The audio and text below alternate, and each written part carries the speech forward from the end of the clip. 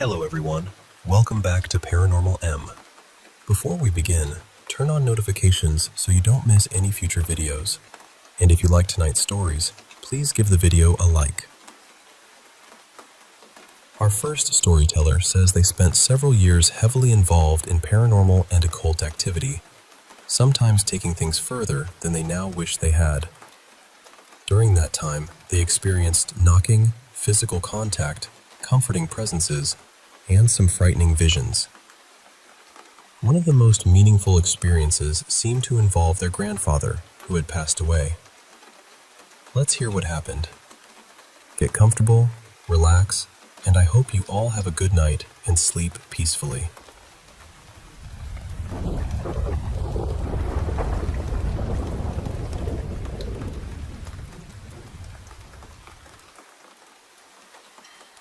I've had quite a few experiences over the years.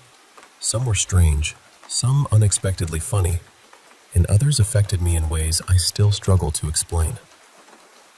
3 of them have stayed with me more than the rest.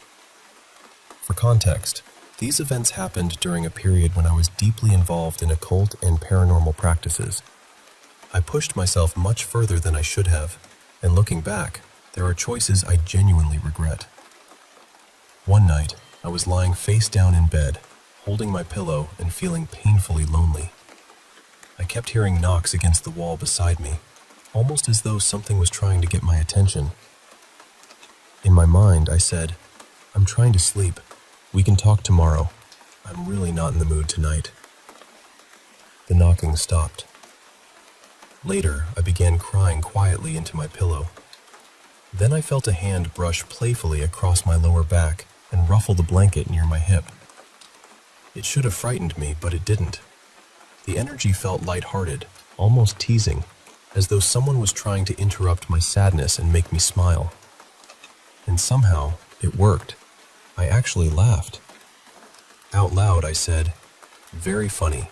Thank you, but I'm going to sleep now. Good night." Then I rolled onto my side and moved closer to the wall, just to be safe. The next morning, I told my sister what had happened. She said she had also felt something touch her during the night, but her experience had frightened her badly.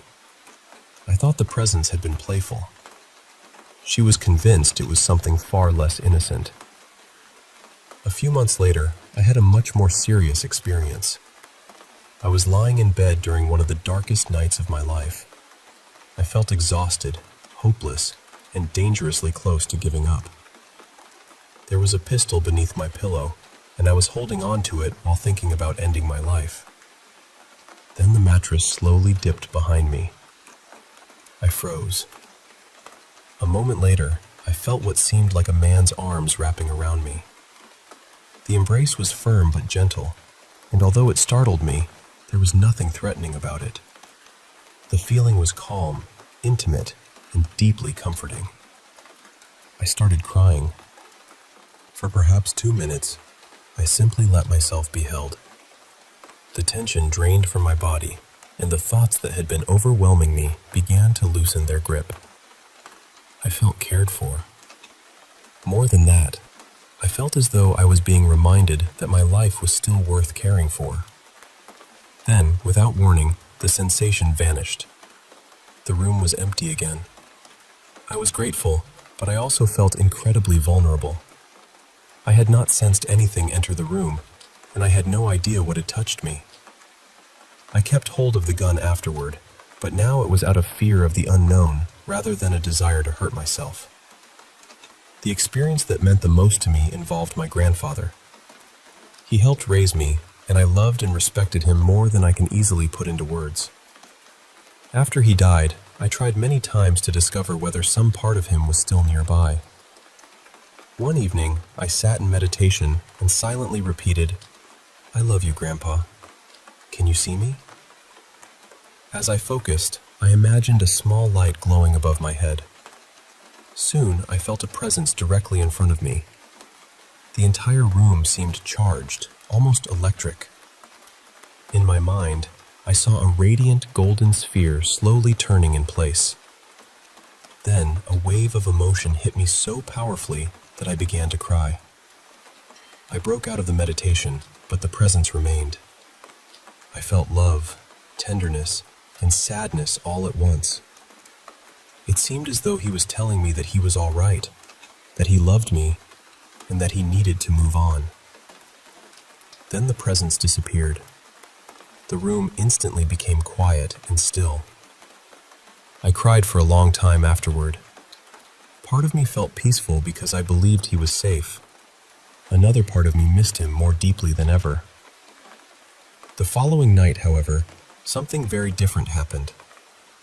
While drifting between sleep and wakefulness, I saw a horrible green shape hovering in the same part of the room. It had a distorted mouth filled with teeth. Instead of pulling away, I challenged it. I told it that it could not frighten me and tried to draw it toward me. That was a mistake.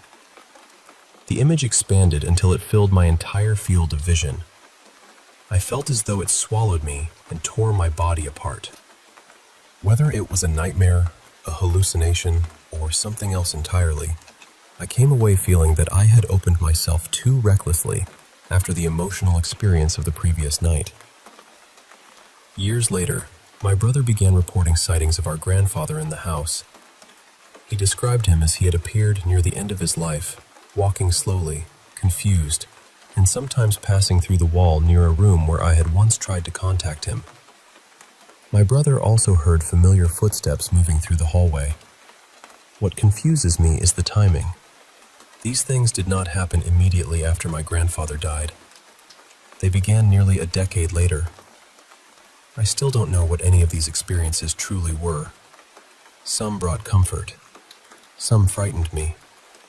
Others left me questioning how much of the unknown we should really invite into our lives. But whatever their explanation, they felt real to me, and they changed the way I understood grief, loneliness, and the strange ways comfort can sometimes find us in the dark.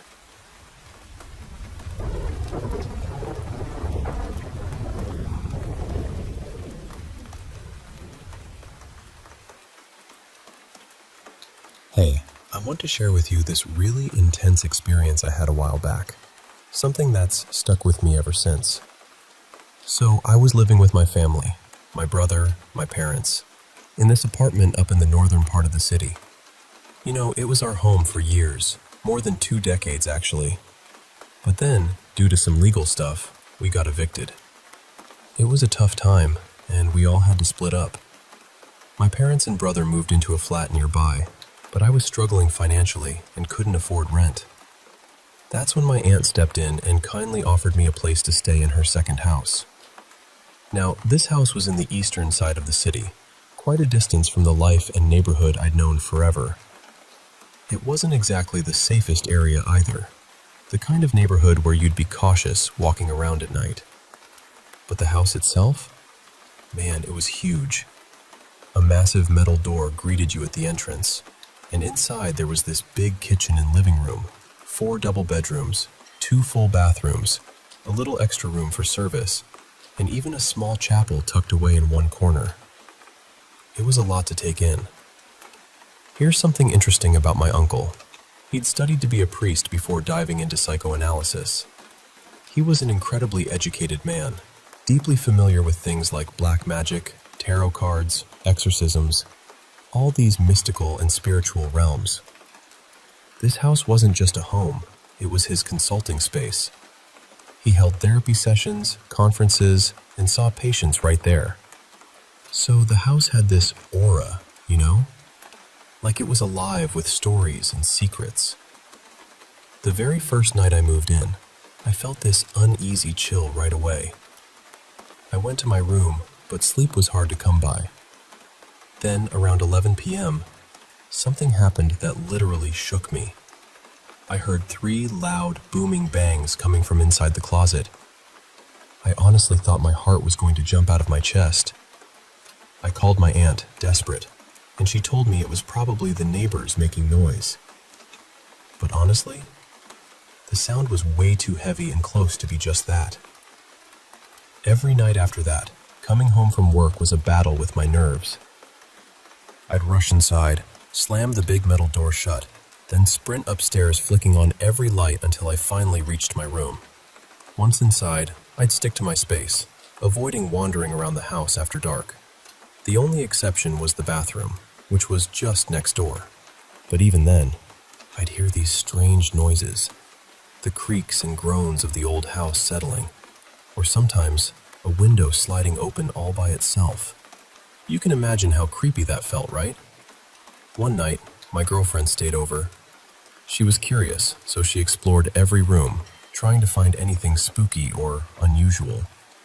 That's when she found an old cassette tape, labeled as a therapy session. We played it, and what we heard gave us chills.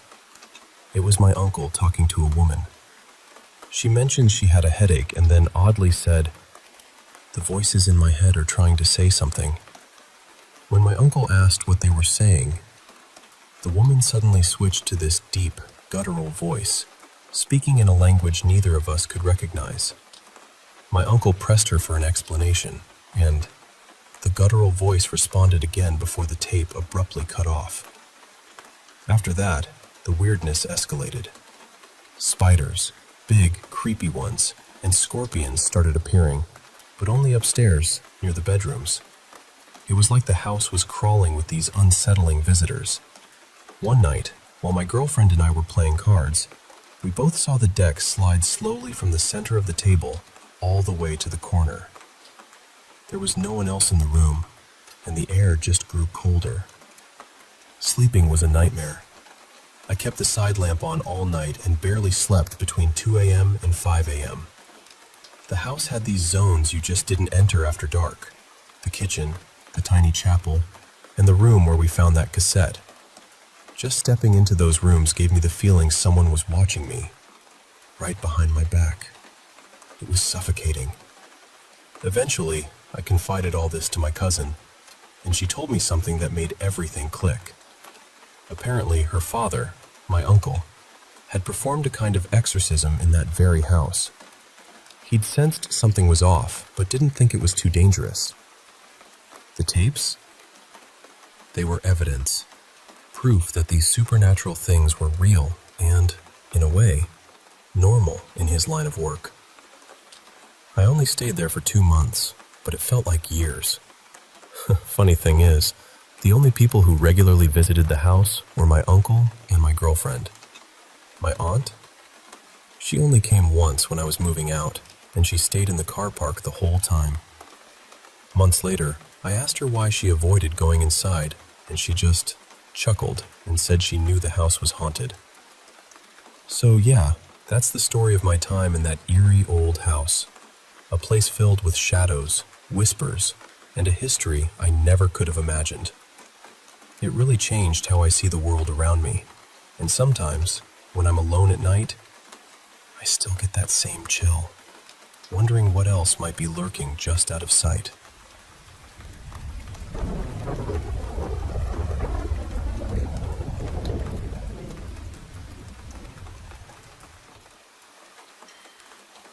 Hey there, I want to share with you a story from my childhood, something that's been with me for years, something that's shaped how I see the world.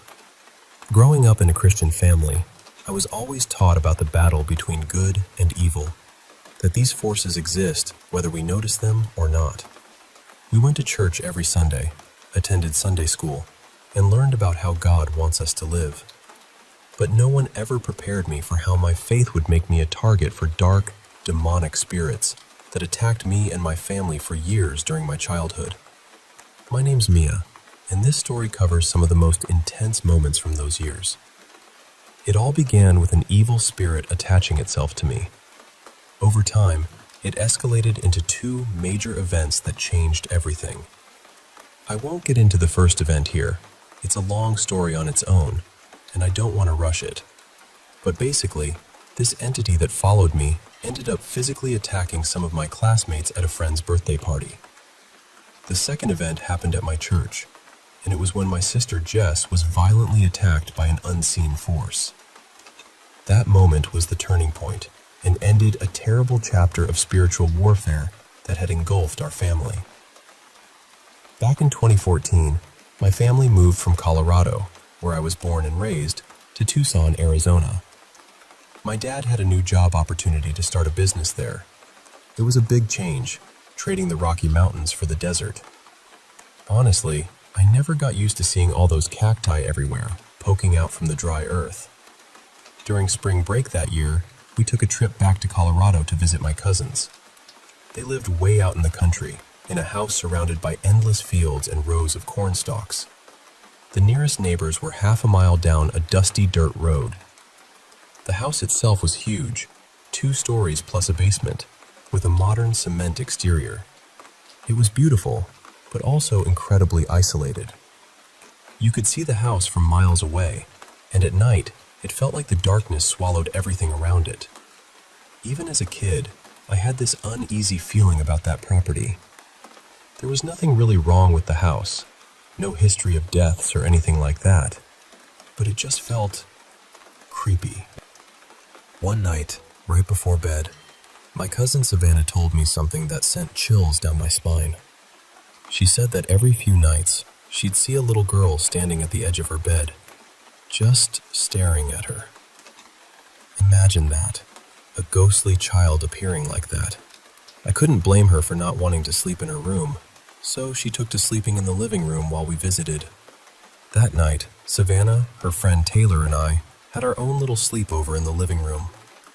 We huddled close, trying to make it fun despite the creepy stories. And then Taylor started telling the tale of Courtner Road, a local legend that's just a few minutes away from their house. It's about a man who supposedly went insane, murdered his wife and kids, skinned the family dog, and hung his daughter's body from a tree over the road for anyone passing by to see. The story said he burned down the house in a fit of rage, and now only the charred remains of the foundation and basement stand. Taylor and Savannah had both been to the property to see for themselves, and they confirmed that all that's left are those burned-out ruins. When I asked if anything strange happened during their visits, they told me about people seeing the little girl in the pink dress hanging from the tree, or the white dog chasing trespassers away, and, the scariest, a tall man in a black cloak who appears to visitors and haunts them afterward. I wanted to believe it was just stories made up to scare me, so I brushed it off. Eventually, we stopped scaring each other and fell asleep, or at least tried to. Savannah and Taylor took the couches, and I laid on the carpet in front of Savannah's couch, wrapped in a blanket with a pillow. Around midnight, I woke up from a deep sleep.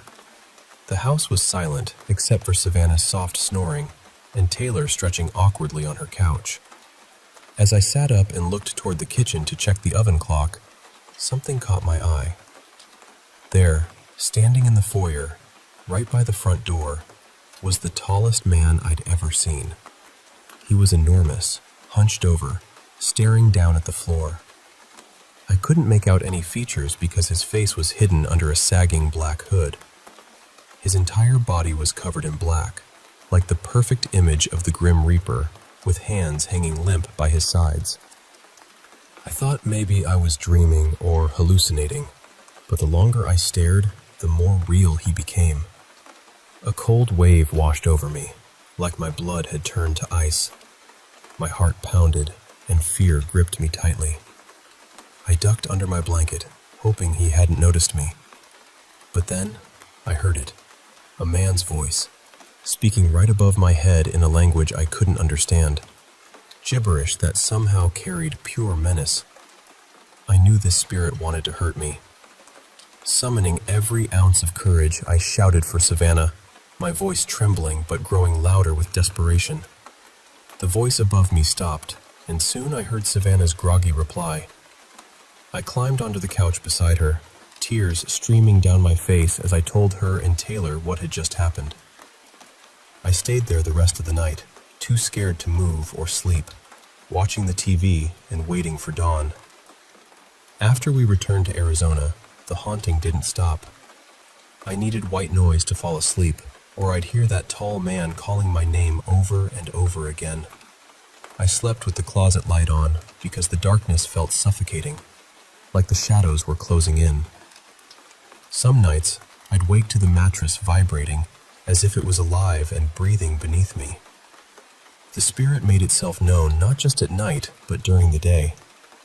I saw shadow figures darting through the house, and my dog Harley reacted too, growling or chasing after something invisible. About a year later, my parents divorced.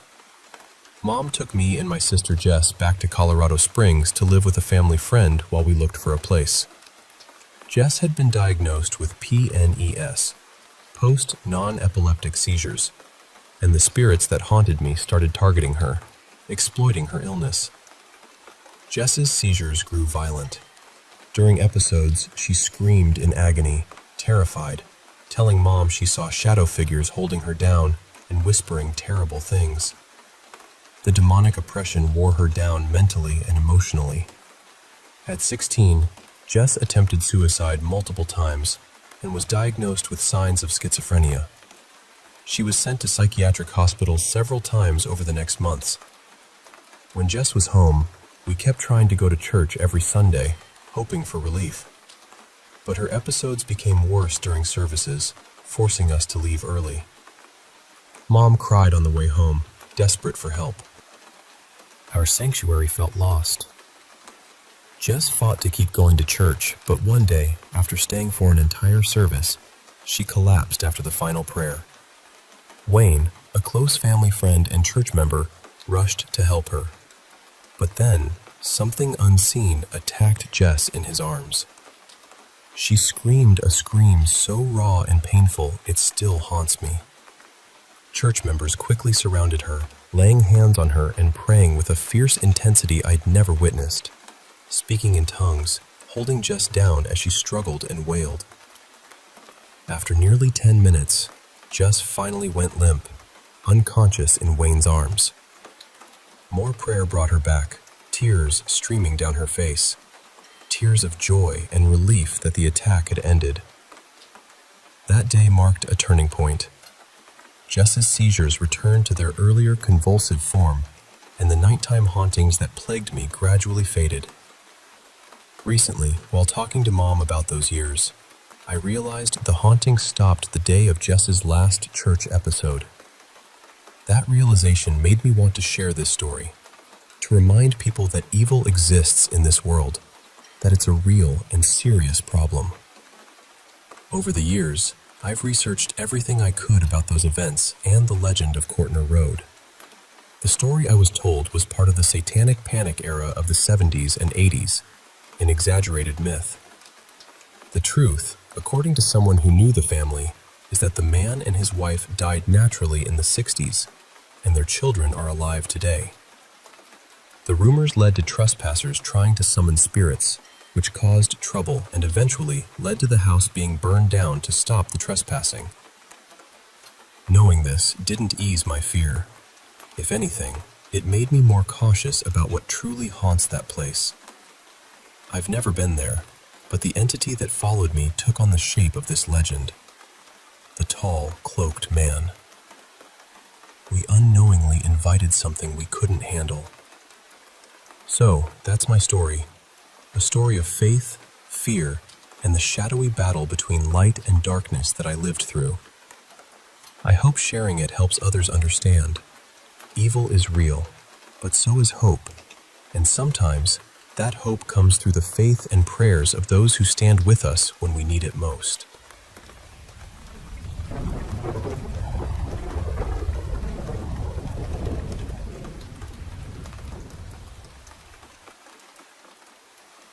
Hey there. I want to share a story that's been told in my family for years, mostly by my mom, because she always says I have this special connection with people around me. When I was little, I thought that just meant because she was my mom. But as I grew up, even strangers would tell me they felt like they'd known me forever, and somehow felt calm just being near me. It's a strange, comforting feeling, really. So, let me take you back to when I was around 4 or 5. My mom was responsible for her senior class that year, and it was tradition for the class to go on a week-long road trip to a ski resort perched high up in the Andes, right on the border between Chile and Argentina. Since my dad was working far away in the north, I tagged along with my mom and some parents. It was a fun trip for everyone, but I had a little secret. Most days, while the older kids were busy with their skiing and classes, I would escape to the hotel's third-floor lobby to play. I always said I was playing with a blonde friend. I remember telling my mom I liked playing with him because he had these old toy cars. Real cool ones, apparently. Mom thought this friend was just another kid staying at the hotel, maybe with his family or one of her students. She was okay with it because from her room, she could hear us playing in the lobby and the hallways. But the day we were leaving, everything changed. Mom went to talk to the hotel manager to ask if I'd been too much trouble with the noise. The manager's face went pale as she said we were actually the only group staying at the hotel that week, since it was still off-season for skiing. Then she told Mom a story about a British boy who had died there during a blizzard back in the 1960s. Ever since, the boy's spirit was said to linger in the hotel all year, always friendly, but never seen playing with anyone. Mom's face went white too, and she thanked the manager quietly. She got on the bus with me, and I could tell she was thinking hard. On the way down the mountain, she asked me about this playmate. I described him as a blonde boy wearing green pants and a matching jacket with this funny little black tie and a yellowish shirt. I told her he always felt cold, except when I invited him to play. And those cool old toys?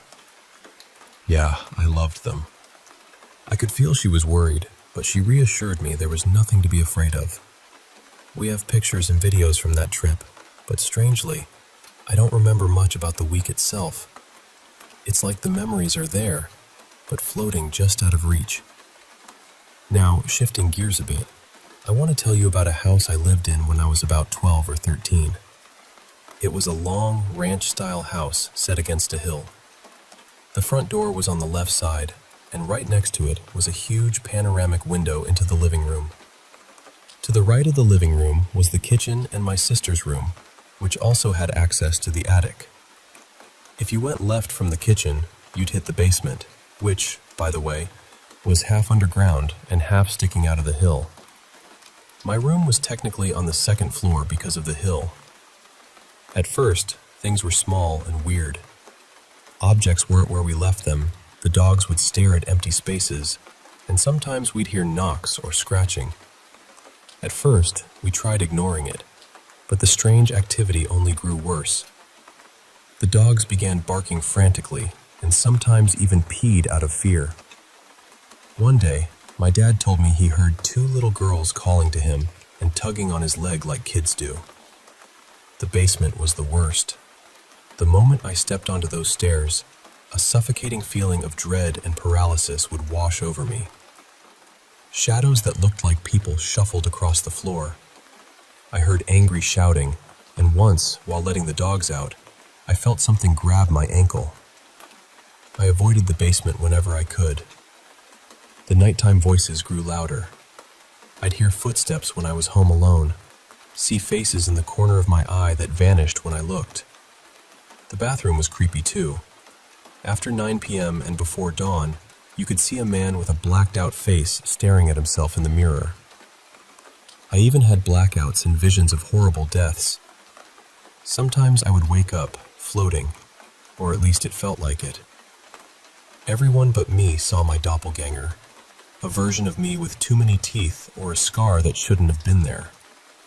When my parents went up to the attic to store the Christmas tree, they found something so unsettling, they never talked about it. We moved out shortly after. After that, we lived in a small apartment when I was about 13 or 14. It was a simple 2-bedroom with a kitchen, bath, and living room in a square layout. My room was in the corner, right next to my parents and sisters. The bathroom was between our rooms. The activity there wasn't constant, but intense.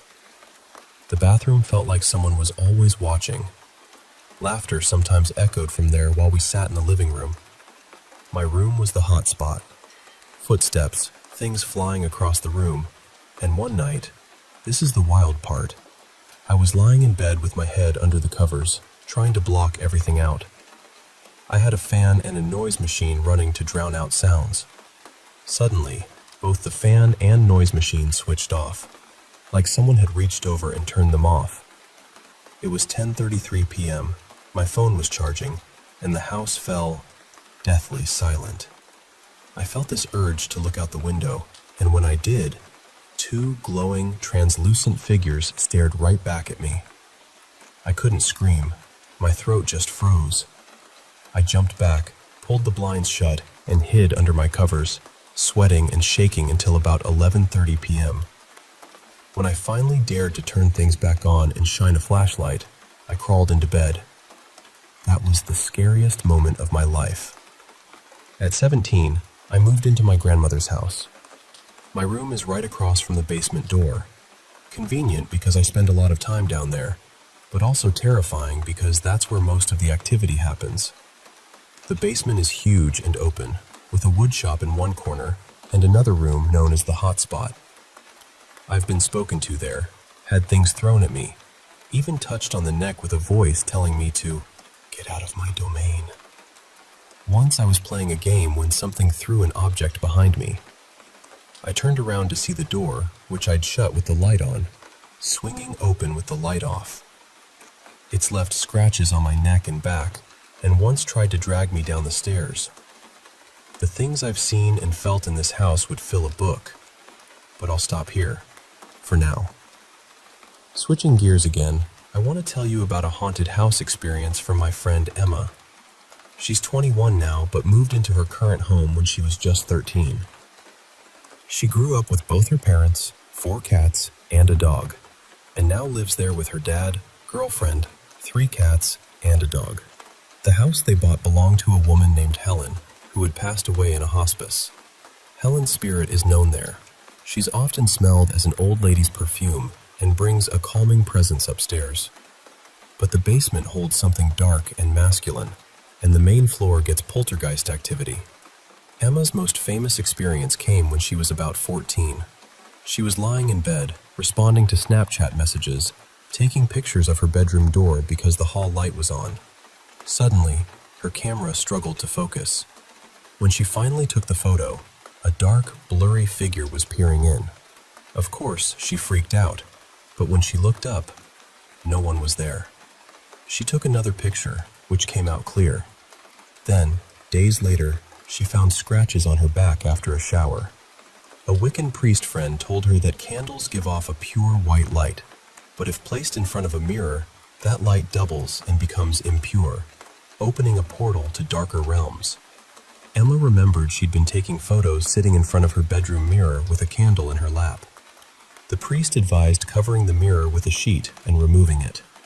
When they covered the mirror, the power went out in her room, but nowhere else in the house. Things calmed down briefly, but then Emma had a terrifying episode. While on FaceTime with her best friend, she went into the bathroom, a hotspot for activity, and then blacked out. Her friend said the lights flickered, and Emma stopped talking, staring blankly. She told her friend she couldn't leave because someone was blocking the door. Their other friend came over to check on Emma but couldn't find her anywhere. Then, Emma appeared calmly on the main floor, telling her friend to leave, saying, "You aren't welcome here," in a way that wasn't like her. After 3 hours, Emma posted a chilling photo of herself in the mirror that was covered. The same mirror that opened the portal, with a creepy caption about stopping fear. Then she snapped back to herself on the couch, feeling like waking from a nap. They had the house and Emma blessed by a priest, but the haunting continues. She hears growls from the basement stairs. Her dog refuses to go down there, and sometimes she gets touched or sees orbs on camera. Lastly, I want to share a strange family story about a church visit. A few years ago, during a regular Sunday Mass, my extended family, which included my parents, siblings, uncles, aunts, and cousins, left suddenly. My aunt was hysterical, crying and hugging my dad. I was just 7 and confused. Years later, at a family gathering, they explained what happened. About 30 minutes into the Mass, my aunt spotted a man who looked exactly like my deceased uncle sitting in the crowd. She nudged my dad, who was shocked. The man smiled at Dad, then looked back to the priest. The man got up, excused himself, and walked toward the exit. Another uncle followed him, but lost sight after a corner. The man had a distinctive scar on his left forearm, the same one my late uncle had from a childhood accident. Since then, no one has seen the man again, though some distant family members say they've glimpsed someone who looks just like him. These are just some of the stories from my life and those close to me. I know it might sound unbelievable, but I hope you felt what I did sharing them, with all their fear, wonder, and strange comfort. Whenever you feel like asking more, just reach out. I'd be happy to share the pictures and stories that I didn't mention today.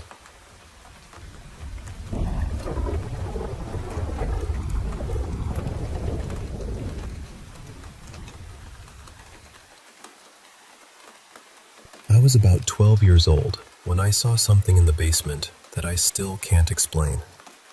The basement itself was almost completely dark, but there was a small light above the staircase. I remember walking down, slowly, reaching the final step and looking straight ahead. Maybe 4 feet away from me, a large, hunched figure suddenly darted into the darkness. It was completely black. Not dark clothing, not a shadow cast against the wall. It looked solid, and it moved. What has always stayed with me most is the sound. I heard its footsteps racing across the basement floor. It was so close that I could hear each step disappearing farther into the dark. I know how strange that sounds, but I don't believe I imagined it.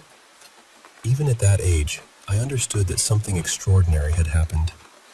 I went straight to the family computer and wrote down everything I could remember.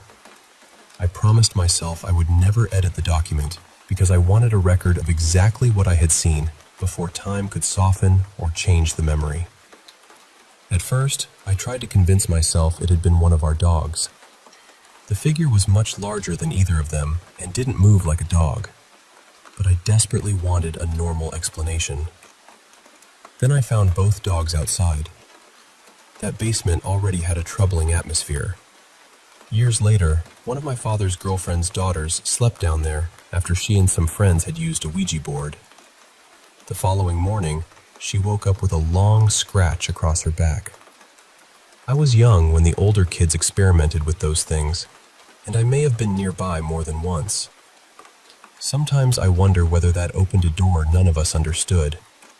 The basement wasn't my only experience. When I was in my early 20s, I lived in a house where unsettling things happened constantly. The strangest recurring problem was in the garage. The light bulbs would somehow become unscrewed just enough that they wouldn't turn on. I would tighten them, test the switch, and everything would work again. Then, a few days later, the same bulbs would be loose. It felt as though something in that house preferred the darkness. One morning, I woke to the sound of a bar of soap hitting my bedroom floor. The soap had been sitting at the bottom of a tall storage box, nearly 2 feet deep. My bedroom door was closed, and I was alone. For that soap to land where it did, it would have needed to rise out of the box, travel sideways, and then fall. I checked the room repeatedly, hoping I had overlooked something obvious. I hadn't. My fear of dolls began much earlier. My grandmother kept several old dolls in the hallway near the bathroom. At night, I had to walk past them, and I remember begging her to move them. I don't consciously remember seeing one move or hearing one speak. Still, something about them terrified me in a way I couldn't explain. Even now, I have variations of the same nightmare. In the dream, I'm staring at a doll. I already know it's going to move, so I watch it closely, waiting. The room becomes unbearably quiet. Then the doll's head turns, or its mouth opens, or it suddenly begins walking toward me. I run. Sometimes I leap down an entire staircase just to escape. In other versions, the dolls jump and scream at the same time. No matter how the dream changes, I always feel that the presence inside them is not human. It feels ancient, intelligent, and deeply hostile. The fear is difficult to describe. It isn't ordinary nervousness. It feels as though every part of your body recognizes a threat before your mind can understand it. I've wondered whether something involving those dolls happened when I was very young and I simply blocked it out. I can't claim that it did because I don't remember an actual event. I only know that the fear has followed me into adulthood, and the nightmares feel more like memories than inventions. Years ago, I watched an interview with Lorraine Warren inside the museum where the Annabelle doll was kept. While discussing it, she said she would not look directly at the doll. The way she said it stopped me cold.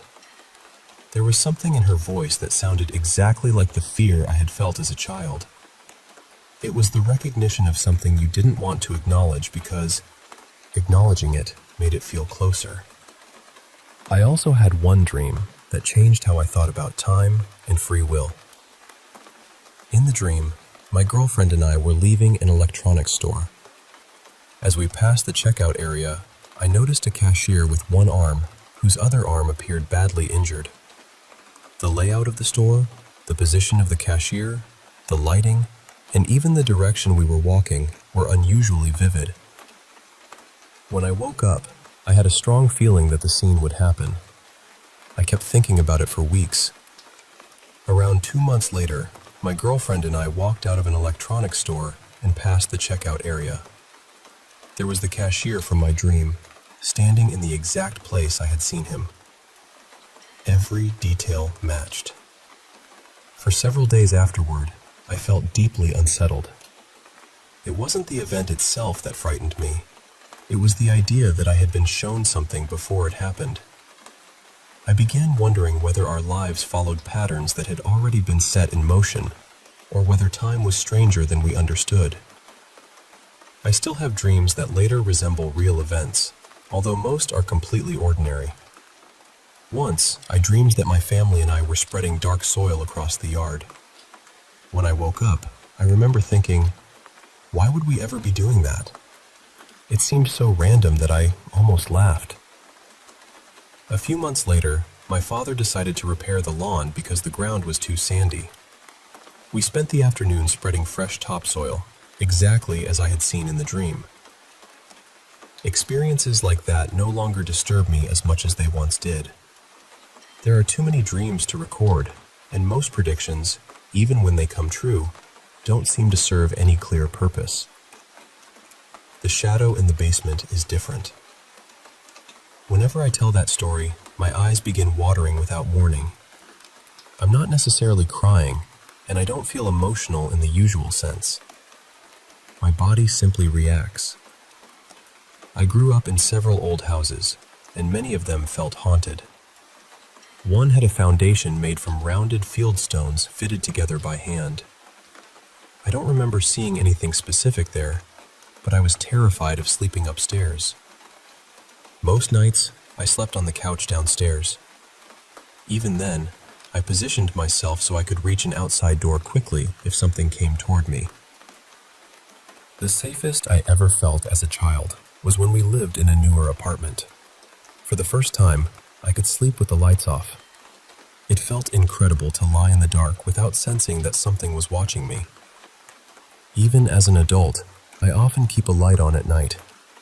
I don't enjoy sleeping that way, but sometimes the feeling of being watched becomes too intense. There were smaller incidents too. At my cousin's house, a closet door once slammed shut when no one was near it. Toys without batteries occasionally lit up or made sounds. Each individual event might have had a harmless explanation, but together they created an atmosphere that was difficult to dismiss. After especially frightening dreams, I began praying and calling on Jesus, Michael, and Uriel. I know fear can make the mind reach for protection, but prayer genuinely helps me calm down. Christian music helps too. I experimented with gentle instrumental music and soft singers because I assumed the fear was psychological. The music was beautiful, but it did nothing to remove the sensation that something was in the room with me. Christian music was different. When I played it, the atmosphere seemed to lift, and I could finally sleep. Sometimes it helped even on nights when the lights were already on and I still felt watched. That experience forced me to reconsider things I had once treated as distant religious ideas. Angels, demons, Jesus, spiritual protection. Could those things actually be real? I don't pretend to have the answer. I've developed theories about haunted objects and why certain dolls seem to carry such an unbearable presence. At times, I've wondered whether rituals could somehow attach a spirit to an object.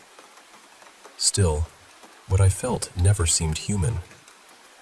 The terror was too complete, as though the presence inside the doll belonged to something that had never been human at all. A few months ago, I had another intense nightmare involving a doll. Afterward, I tried reading other people's paranormal experiences online. One story felt so genuine that I had to stop halfway through. My fear became overwhelming because the details were stirring memories and sensations I didn't want to revisit. I've removed every doll from my current home. The house has had a few strange moments, but nothing as severe as the places where I grew up. These days, I try to live as honestly and peacefully as possible. Whether something has followed me, or whether these experiences are connected in ways I don't understand, I can't say. I only know what I saw, what I heard, and how those moments made me feel. Someday, I hope to buy an empty piece of land here in New Jersey and build a completely new house. I want it blessed before I move in. I imagine clean rooms, sunlight through every window, and a bedroom where I can switch off the lamp without feeling watched. More than anything, I want to know what it feels like to sleep peacefully in the dark.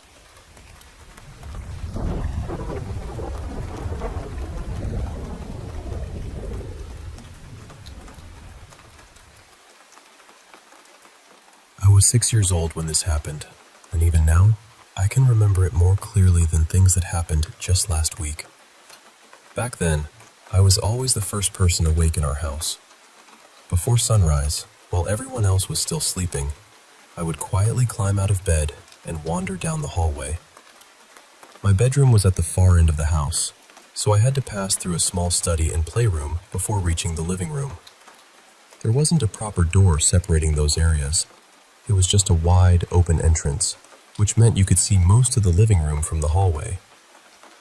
One morning, I was following that same familiar path when I suddenly stopped. There was a little girl standing behind our sofa. She looked around my age, maybe a year younger.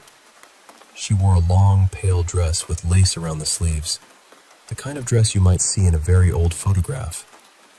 But she didn't look like a normal person. Her entire body seemed drained of color.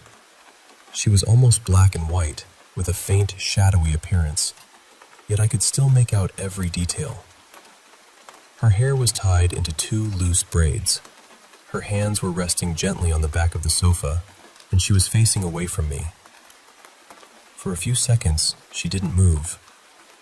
Then, very slowly, she turned her head and looked straight at me. I completely froze. The fear came over me so quickly that I couldn't even scream. I stepped behind the wall and pressed myself against it, trying to stay as quiet as possible. I stood there for what felt like several minutes, arguing with myself about whether I should look again. Eventually, I leaned around the corner.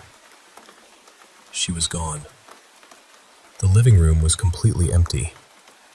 I hadn't heard footsteps. I hadn't heard the floorboards creak. There was no sound at all. I ran into my parents' bedroom, climbed into their bed, and refused to leave until morning. After that, I stopped waking up early. For years, I couldn't walk into the living room alone while the house was dark. I'm 15 now, and I can still picture that girl standing behind the sofa. I've told my relatives about her, but I can usually see from their faces that they don't fully believe me. I understand why. But I also know what I saw. And that little girl wasn't the only strange thing I experienced in that house. As I got older, I began noticing movement from the corner of my eye. Sometimes it looked like a person passing through a doorway. Other times, I would think someone was standing quietly in another room. I would turn to look, and there would be nobody there. Just an empty room.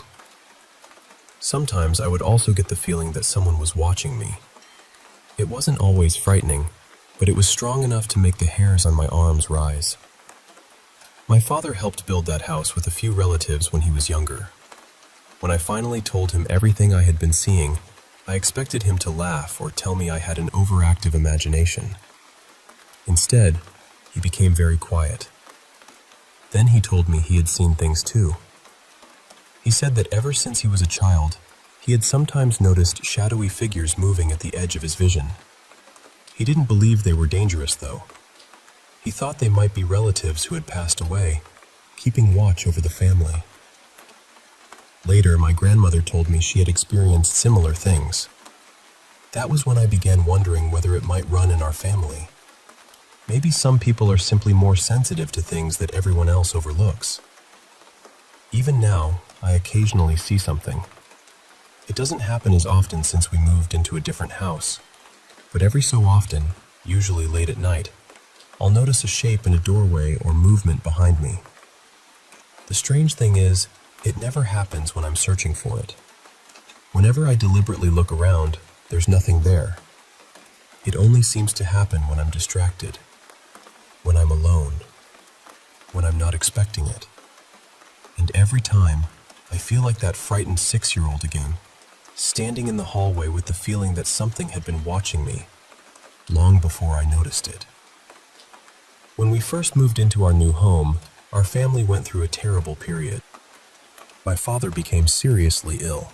One of my brothers injured his ankle, and another needed surgery after hurting his shoulder.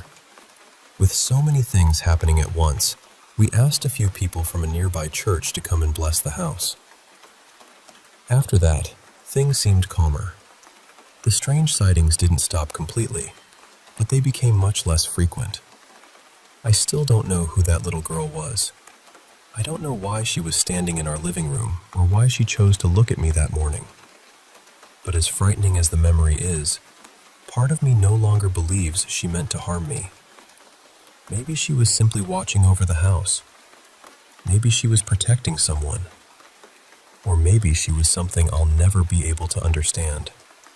Whatever the truth is, I know I'll never forget the pale little girl standing silently beside our sofa.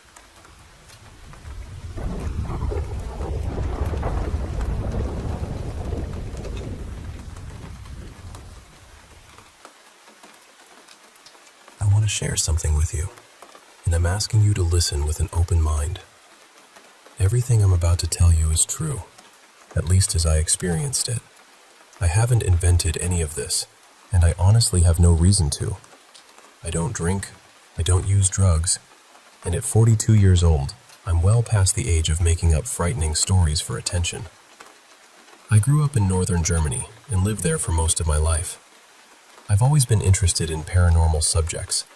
I read books, watched documentaries, and listened to other people describe experiences they couldn't explain. For a long time, that was all it was: curiosity. Then, little by little, I began noticing things myself. Sometimes I would enter a room and immediately sense a change in the atmosphere. The air might feel unusually heavy, peaceful, or deeply uncomfortable. Occasionally, I would notice a scent that had no obvious source. At other times, I would have the unmistakable feeling that someone was standing beside me. I know everyone experiences comfort and discomfort, but this felt different. It was stronger, almost physical, and sometimes threatening. It's difficult to explain unless you've felt it yourself. One night, I had a dream that stayed with me. In the dream, I was sitting on a tram, looking out of the window. There were a few elderly people standing near the pavement, along with a man who seemed to be staring at the ground as though he had lost something. What disturbed me was how still he was. His head was lowered, but the rest of his body didn't move at all. As the tram passed him, he suddenly lifted his face and looked directly at me. He smiled in a way that made my stomach turn. Then he said, very clearly, "I'll be with you soon."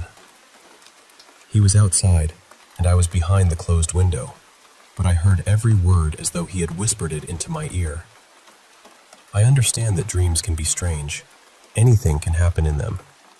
So at first, I tried not to give it too much importance. But sometime after that, I began seeing shadows from the corners of my eyes. They looked like people walking past me. Whenever I turned my head, nothing was there. At first, I blamed tiredness, reflections, or my imagination. I didn't focus on it. But the shadows became more frequent, and over time, they seemed clearer. About 18 months ago, after the end of my marriage, I moved to a small town in central Germany. I needed a fresh start, some distance, and a little peace. The shadows followed me. In fact, they became more intense. One afternoon, I was standing beside the cabinet in my bedroom. I may have been cleaning or adjusting something near the television. From that spot, I could see into the hallway and toward the open staircase leading to the attic.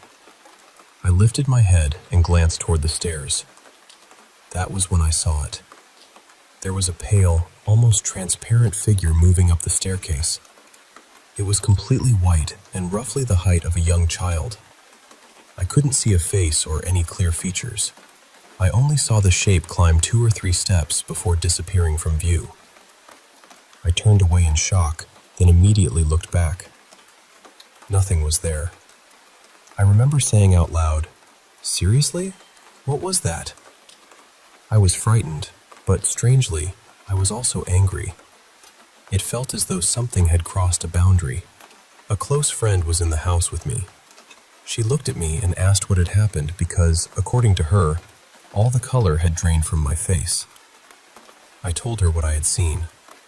She laughed nervously and said, "Maybe it's just the house spirit." We tried to joke about it and moved on with our day, but I never truly moved on from it. I can still picture that figure on the stairs. A few days later, the same friend and I were standing outside near the back door. Suddenly, I felt someone press a finger firmly into the back of my neck. I immediately told her to stop because I hate being touched there. She stared at me, completely confused, and said she hadn't touched me. I insisted that she had. The sensation had been so clear and so physical that I couldn't imagine any other explanation. She became frustrated and swore she had been standing too far away to reach me.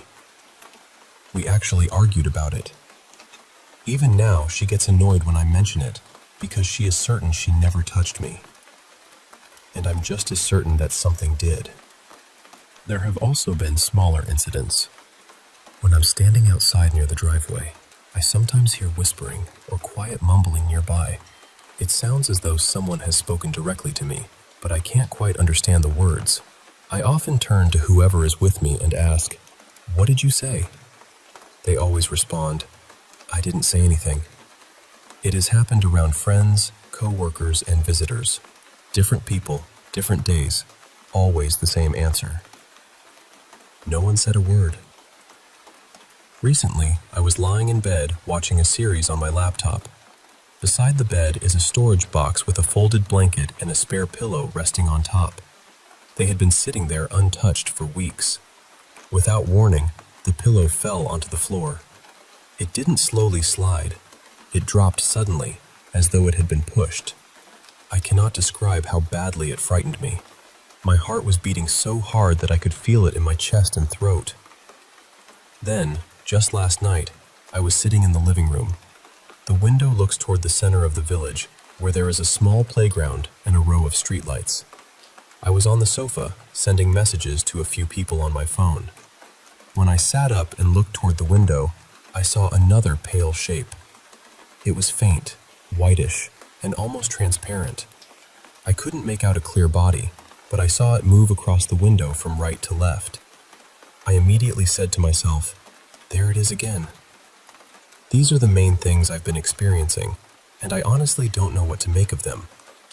I'm willing to accept that some incidents might have ordinary explanations, perhaps tiredness, reflections, sounds carrying from nearby houses, or objects shifting on their own.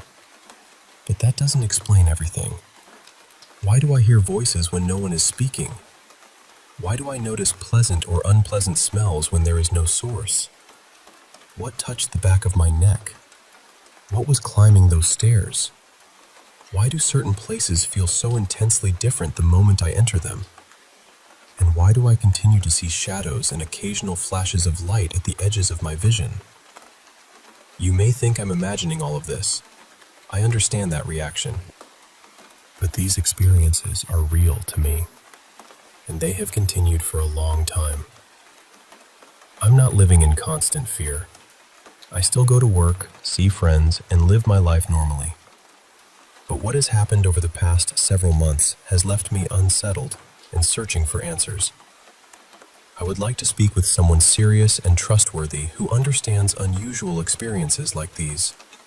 Perhaps a reputable medium, a paranormal researcher, or simply someone who can help me examine everything calmly without immediately dismissing me. I don't know who to contact or where to begin. More than anything, I want to understand what I've been experiencing and find a way to put it into perspective. Thank you for listening to my story. It means more than you might realize.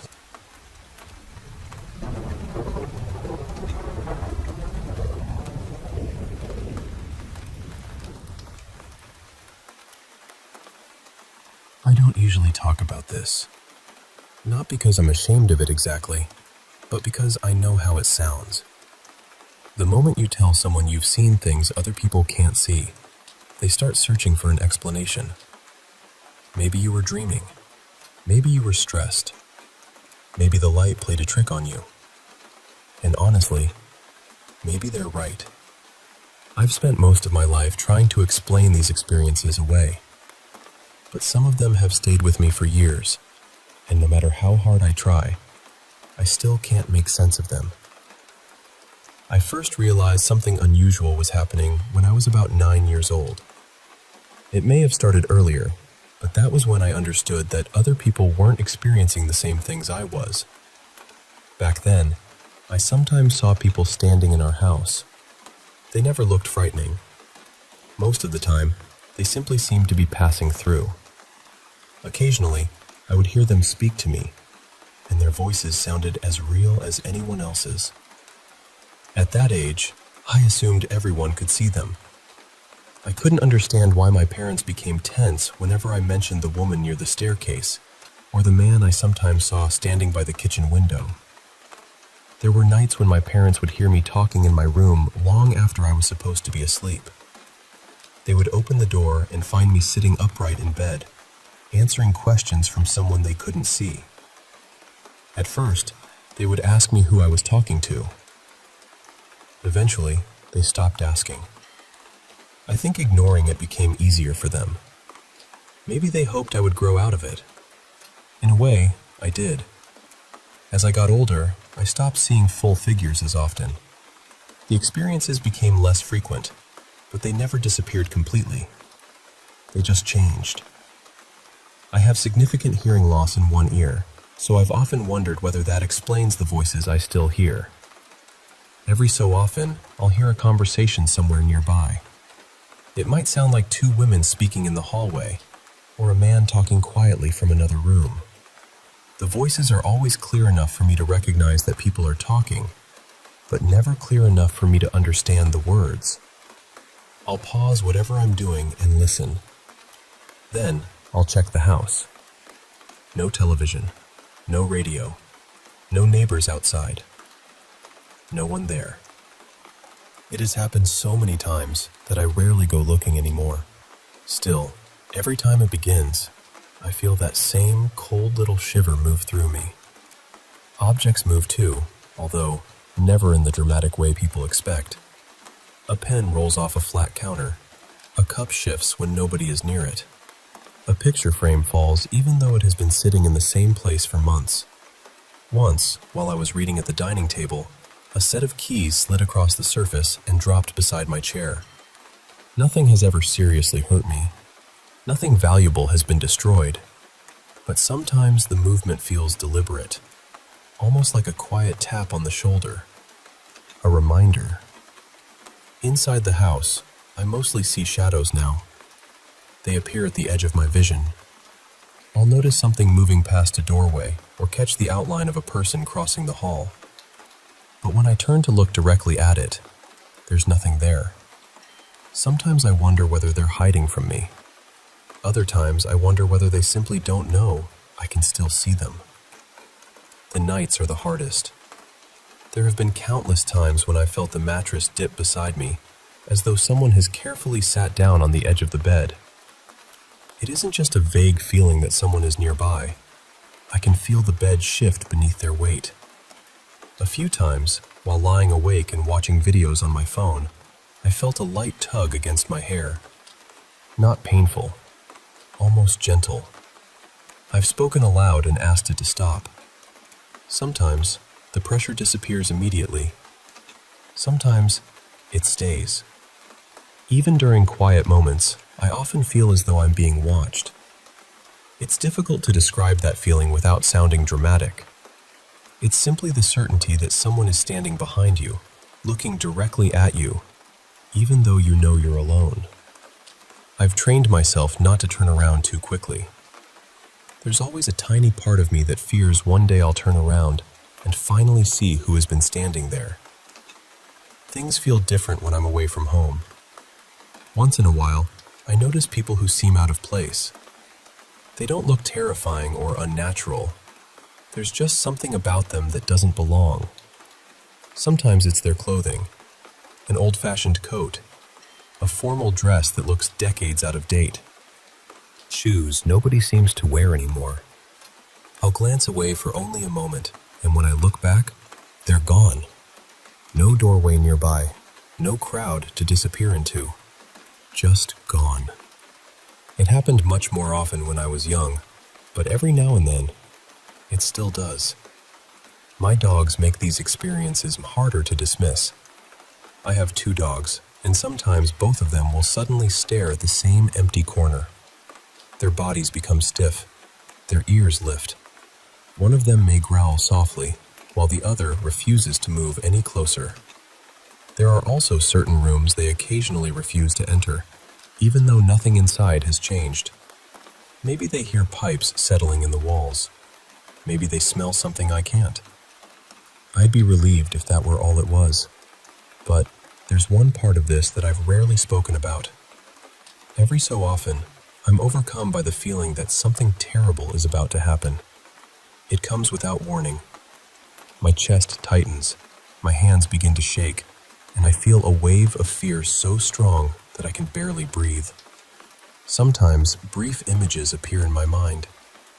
A damaged car beside a wet road, flashing emergency lights, a hospital corridor, a place I don't recognize. Most of the time, I try to tell myself it's anxiety. I wait for the feeling to pass and go on with my day. Then, hours later or the following morning, I hear that someone I know was injured, or that there was a serious accident nearby. It doesn't happen every time. That's important to say. But it has happened often enough that I can't completely ignore it anymore.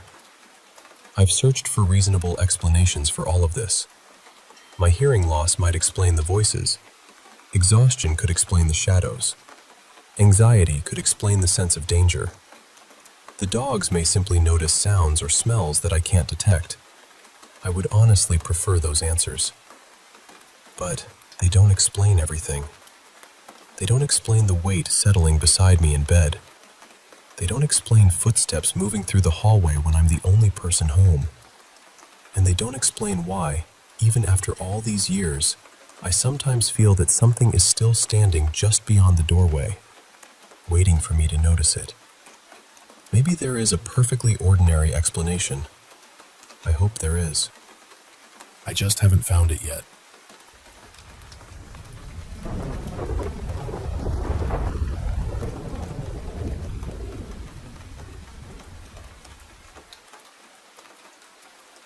Hey, I want to share something that's been happening to me lately.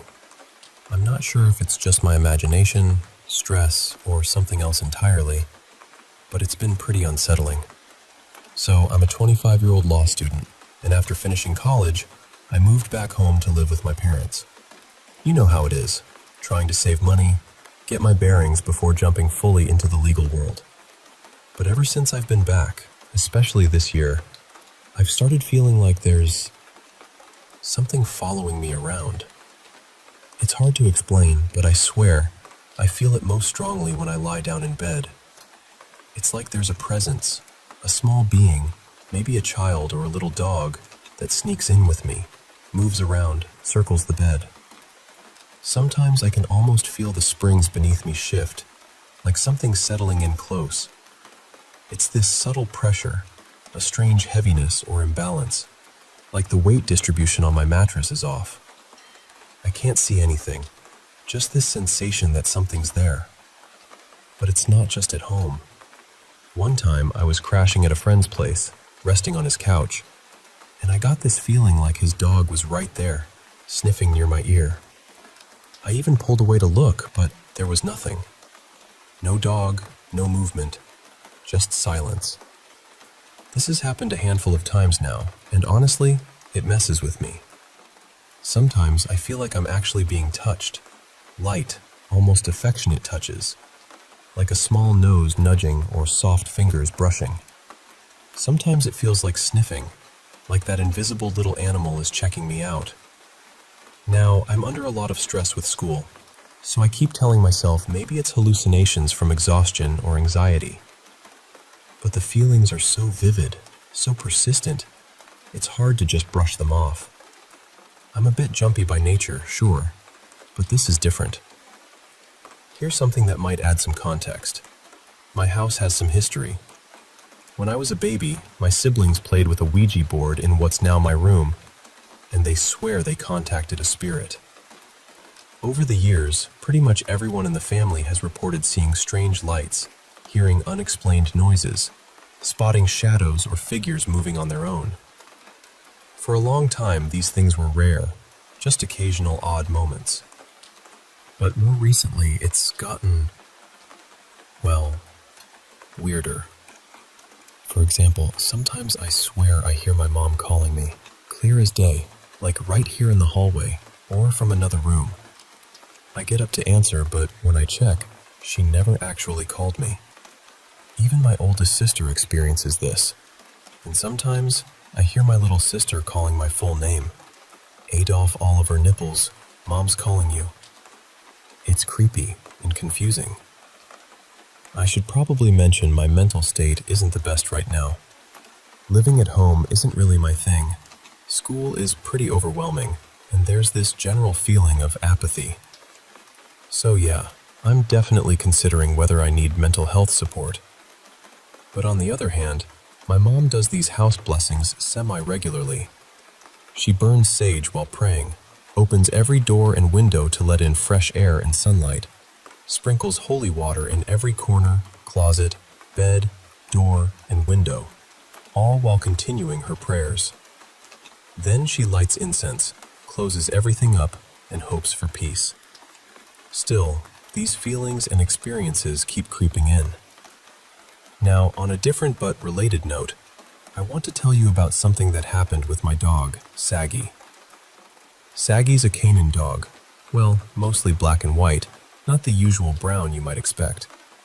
She's full of life, super smart, and trained to the point where she can open our bedroom door whenever she wants to go downstairs for food or just to roam. Watching her is like seeing pure excitement in motion. She's always buzzing with energy, the smartest dog I've ever had. So my boyfriend and I share Saggy, and we usually stay up late together. He streams on Twitch, playing games like Call of Duty or Minecraft, and I hang out with him. This one night, around 2 a.m., Saggy was in our room, just sitting near his setup, watching him play. Suddenly, he gets hungry, and I decide to go downstairs to make some noodles. When I open the door, I talk to Saggy in a baby voice, asking if she wants to come downstairs. Usually, if she wants to, she runs out of the room and waits at the top of the stairs, ready to follow me down. If she doesn't want to, she just sits and watches. That night she sat down, which told me she was staying put. I went downstairs, nothing unusual. After finishing the noodles, I start heading back up with the bowl, and at the bottom of the stairs, I see Saggy lying right in the middle of the stairway. That shocked me because if she changes her mind or wants to check on me, she usually just runs down to me, following every step. I didn't hear the door open, but I figured maybe I just missed the sound. Saggy looked tired, which was strange because she never sleeps downstairs. She always sleeps with us.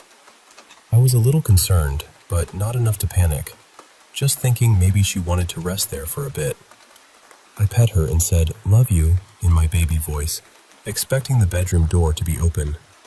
She can open doors but not close them, so I assumed my boyfriend had closed it. When I opened the door, Saggy jumped on me, all hyper like usual. I spun around quickly to look at the stairs, but the Saggy I saw lying there was gone. I didn't hear any footsteps or shuffling as if she had gotten up and walked away. It happened so fast, almost like she teleported. I asked my boyfriend if he had let Saggy out or heard her open the door. He said no, and that she'd been waiting in the room the entire time. I told him what I saw, and he just shrugged it off, saying maybe I was tired. But here's the thing, our sleep schedule is totally messed up. We sleep during the day and wake up late at night for streaming, so I was fully awake and alert when this happened. I was speechless, trying to process what I touched. I physically petted her fur, felt her warmth, but it wasn't her. My boyfriend just laughed and joked that the house must be haunted, teasing, "Saggy, do you have a twin?" I laughed too, but deep down, I was rattled. I went back downstairs to check everything, and while I was in the kitchen, the whole thing gave me goosebumps. I tried to ignore it, but the more I think about it, the more it unsettles me. I can't blame it on tiredness. I was wide awake. It can't be my eyes playing tricks because I literally touched it, felt it, and it looked exactly like Saggy. It was surreal, like a glitch in reality. Nothing spooky happened before or after. No eerie noises or shadows, just that one moment. It wasn't some creepy haunted house vibe. It was something supernatural, something I witnessed firsthand. I'm sharing this because I need some kind of explanation or closure. Has anyone else experienced anything like this? I'm not a great writer, so I'm sorry if this didn't all make perfect sense. But I'm here, willing to explain more if you have questions. Because honestly, I just can't ignore it.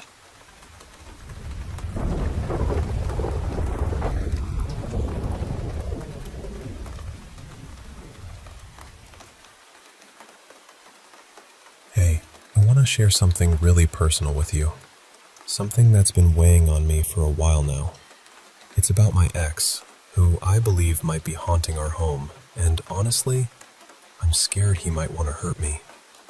Let me take you back a bit so you can understand how all this started.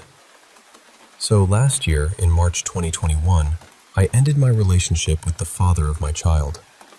We had been together for 6 long years, not married, but deeply connected, and our little boy was just 2 years old when we split. It was hard, but we tried to move on. However, a few months later, in October, he tragically took his own life. That loss hit me like a tidal wave. After that, strange things started happening in the apartment where we used to live together. I would catch my son talking to the wall, and sometimes, late at night, I thought I saw a shadow or a figure in my room. One night, I decided to try something. I turned on a spirit box, hoping maybe I could hear something, anything. To my shock, a voice came through, clear as day, saying, "Hey, little one," in his voice. I didn't hear it myself at the moment, but my new boyfriend was recording nearby and caught it all on video. Feeling unsettled, I moved us out of that apartment and into a bigger place in September this year, wanting a 2-bedroom for my son, my boyfriend, and me. But the strange occurrences didn't stop. One evening, I was listening through the baby monitor when I heard a soft voice say, "Hey." It was so faint but unmistakable. Another time, my boyfriend and I were fixing something in the closet when suddenly we heard the jingling of keys, but no keys anywhere to be found. My son has woken up crying a few times, pointing at the bedroom door. Next to that door, I keep a small bookshelf with a photo of my son and his father, along with a lock of their hair sealed in resin, and a necklace that holds some of his ashes. Sometimes at night, we think we see a head peeking out from behind the wall in our bedroom, and I swear, I always feel like someone's watching me, even when I'm completely alone. Even our cat acts strange. She'll sit for long stretches, staring intently down the hallway to the bedrooms, refusing to look away. That's totally unusual for her. She's usually so distracted and playful. For Halloween, I decided to set up a little table with some decorations. I'm a practicing witch, so I included one of my tarot decks. I spread out several cards, placing the death card on top, upright.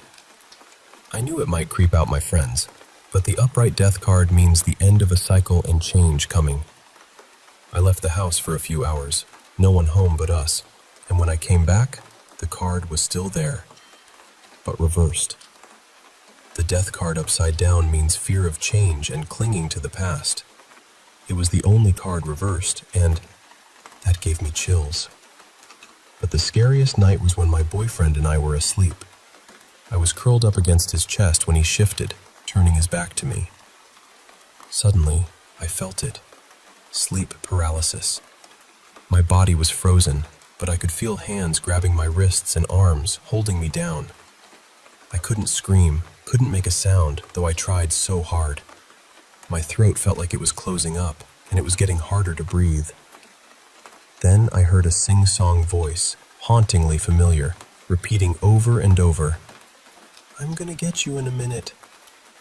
I looked up at my boyfriend, and his head slowly turned around, twisting a full 180 degrees, with a serious, almost menacing expression. That terrified me enough to jolt awake. But then, before I could fully catch my breath, I plunged right back into sleep paralysis. It was almost the same. More hands grabbing me, the same eerie song about getting me. This time, though, my boyfriend's head didn't turn. I was struggling, trying to dig my nails into his side, the only thing I could move. I was sure I was going to die. All I could think was that my ex had finally found me, that he was seeking revenge for me leaving him. Meanwhile, my boyfriend was having a nightmare at the same time. He dreamt someone was kissing me, while dozens of hands tried to touch me inappropriately. He was fighting them off, desperate to protect me. He only woke up when he heard my muffled struggles during the paralysis. I don't know if all of this is connected to my ex, but since October marked a year since he passed, that's when the activity intensified. Part of me believes it's him, reaching out, maybe even trying to harm me. I'm lost on what to do next. But I wanted to share this with you because sometimes just talking about it helps me feel a little less alone. Thank you for listening.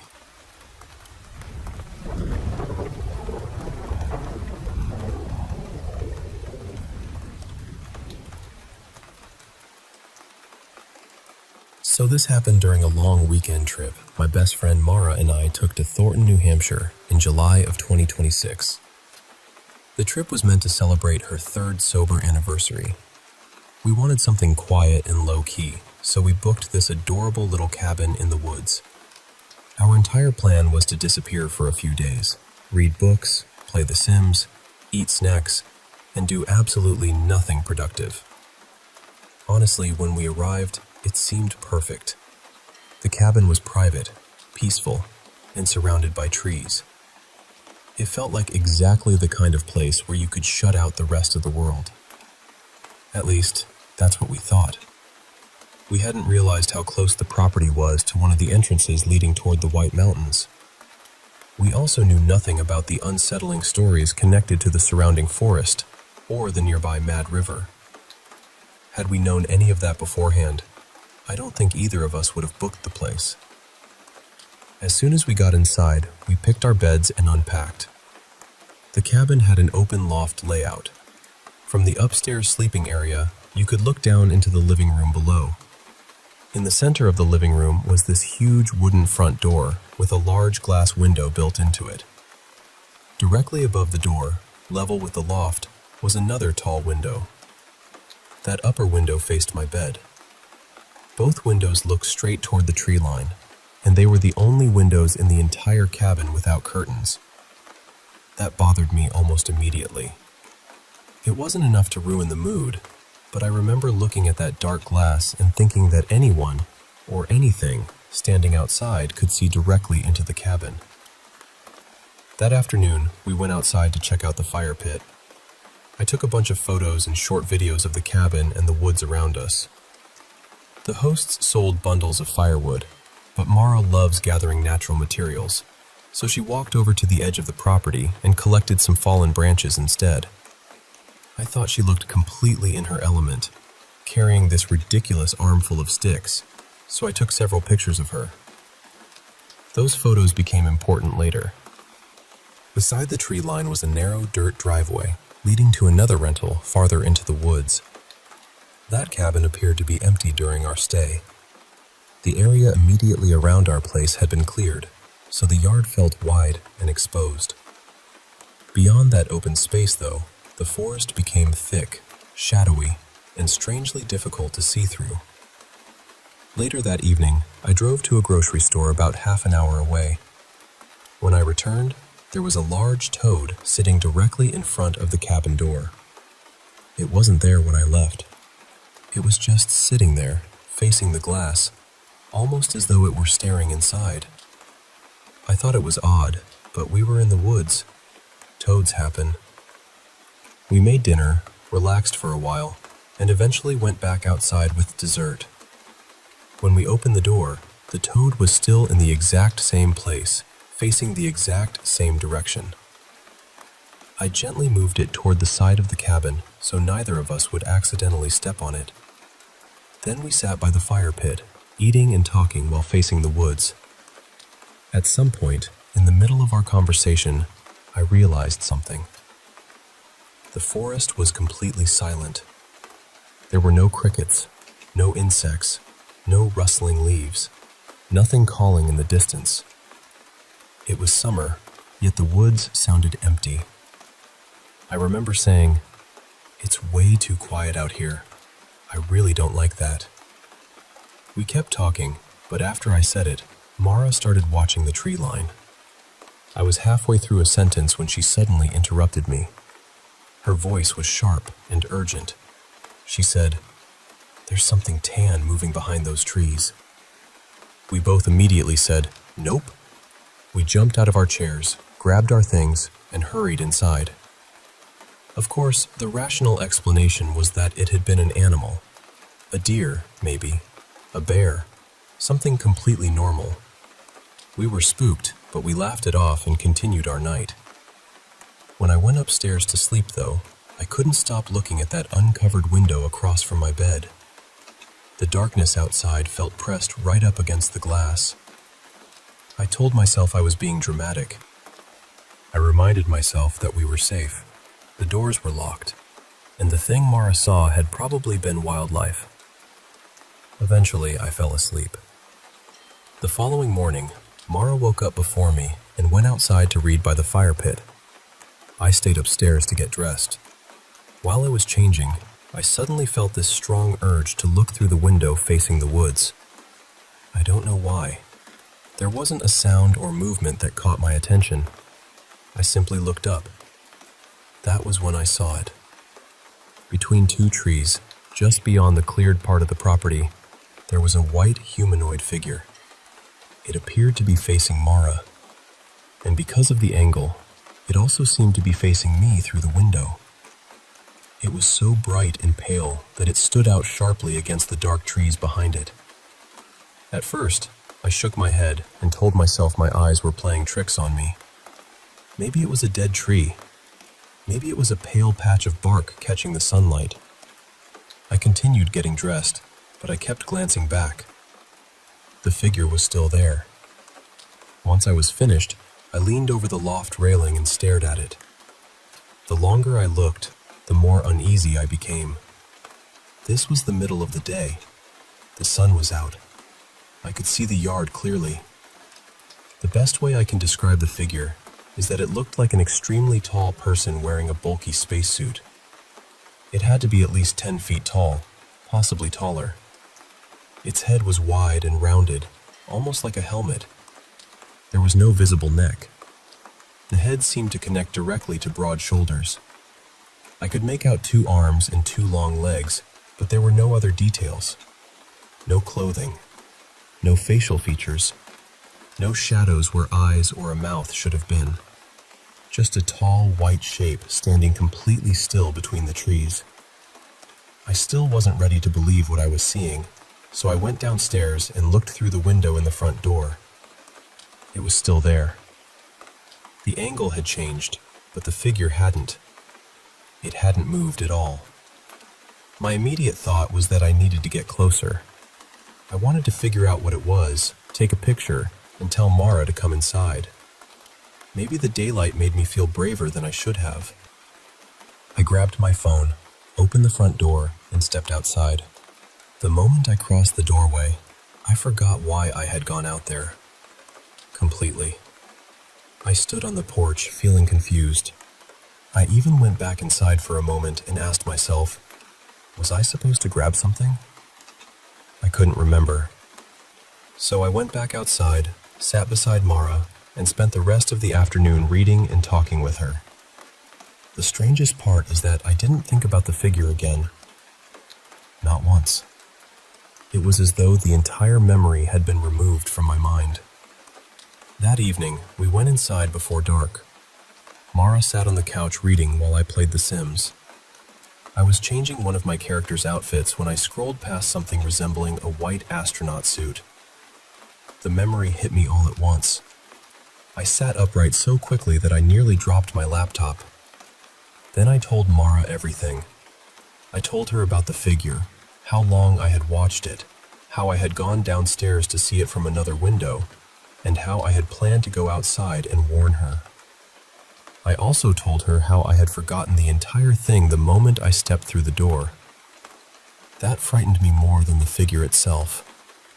I'm not someone who easily forgets things, especially when I feel threatened.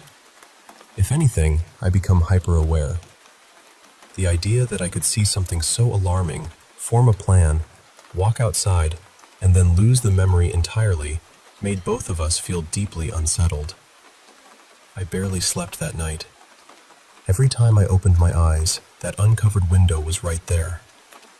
We were supposed to stay one more night, but the next morning we decided to leave early. The weather had also started behaving strangely. The forecast called for clear skies, but the conditions kept changing without warning. One moment, sunlight covered the yard. A few minutes later, everything would disappear beneath thick gray fog and heavy clouds. It felt as though the entire atmosphere of the property had changed. As we drove out, we looked toward the section of woods where Mara had seen the tan movement and where I had seen the white figure. From the fire pit, the forest had appeared deep and endless because the trees were so dark and tightly packed. From the driveway, however, we could suddenly see that the wooded area was surprisingly narrow. Later, we looked at maps and researched the property. That thin strip of forest was the only thing separating the cabin from an old cemetery dating back to the 19th century. When we got home, I started going through the photos from our first afternoon. I zoomed in on the pictures of Mara collecting branches near the tree line. In more than one image, there appeared to be dark shapes among the trees. They didn't resemble the tan movement Mara had described. They also looked nothing like the white figure I had seen. These shapes looked darker, lower to the ground, and almost distorted. What made it worse was that we had taken other photos of the same areas later that day. In those pictures, the shapes were gone. Whatever appeared in the earlier photographs had changed position or moved away. I still don't know what happened during that trip. Was the toad sitting at the door connected somehow? Or was it simply a toad? What did Mara see moving behind the tree line that first night? What was the tall, white figure watching us in broad daylight? And why did I forget about it the instant I stepped outside? I also have no explanation for the shapes in the photographs. Maybe every part of the experience has an ordinary explanation. I genuinely hope it does. But I know what I saw through that window. I know how it felt when the memory suddenly returned. And I know neither of us will ever stay near those woods again.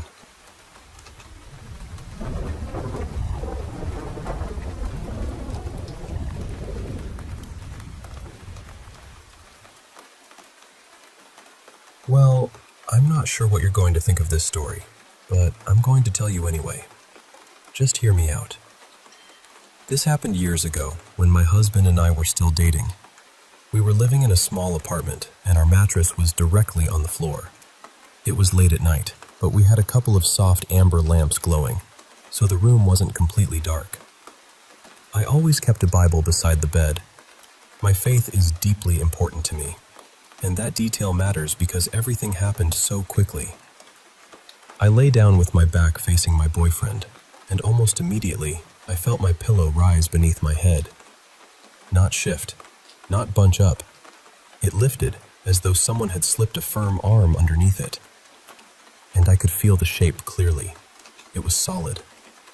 For the first few seconds, I assumed it was my boyfriend trying to pull me closer.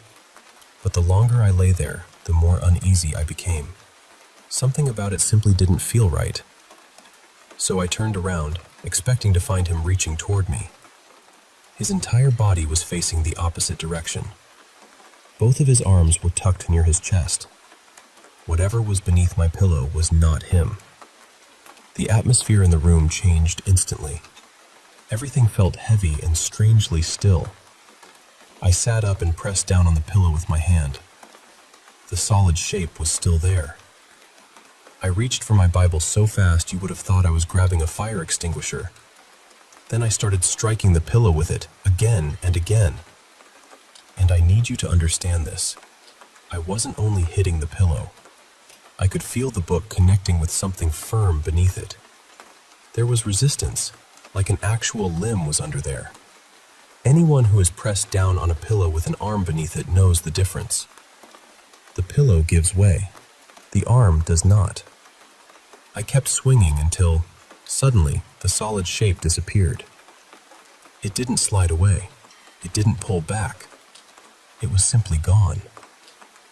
Of course, by then I had woken my boyfriend. He sat up looking completely bewildered, trying to understand why I was attacking my pillow with a Bible in the middle of the night. It took me a minute to explain what had happened, and it took him even longer to process it. But I'll tell you this, whatever it was, it never tried to reach beneath my pillow again. There was another strange incident later involving my cat. He was sitting high on his tower, staring at an empty corner and batting at something I couldn't see. I firmly told him to get down, and thankfully, my stubborn little goblin listened.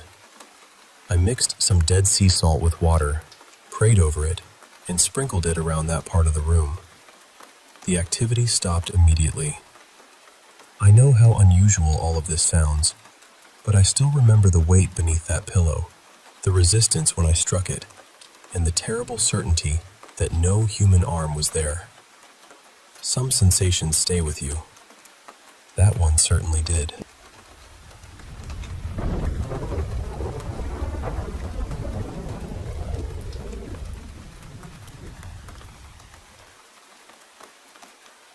Okay, so I know this is going to sound strange, but for the past couple of years, I've had this feeling that I'm sharing my room with someone I can't actually see. It all started after my family moved into a new apartment. At first, everything felt completely normal. Nothing unusual happened, and I never felt uncomfortable there. Then, one night, I was lying in bed scrolling through my phone.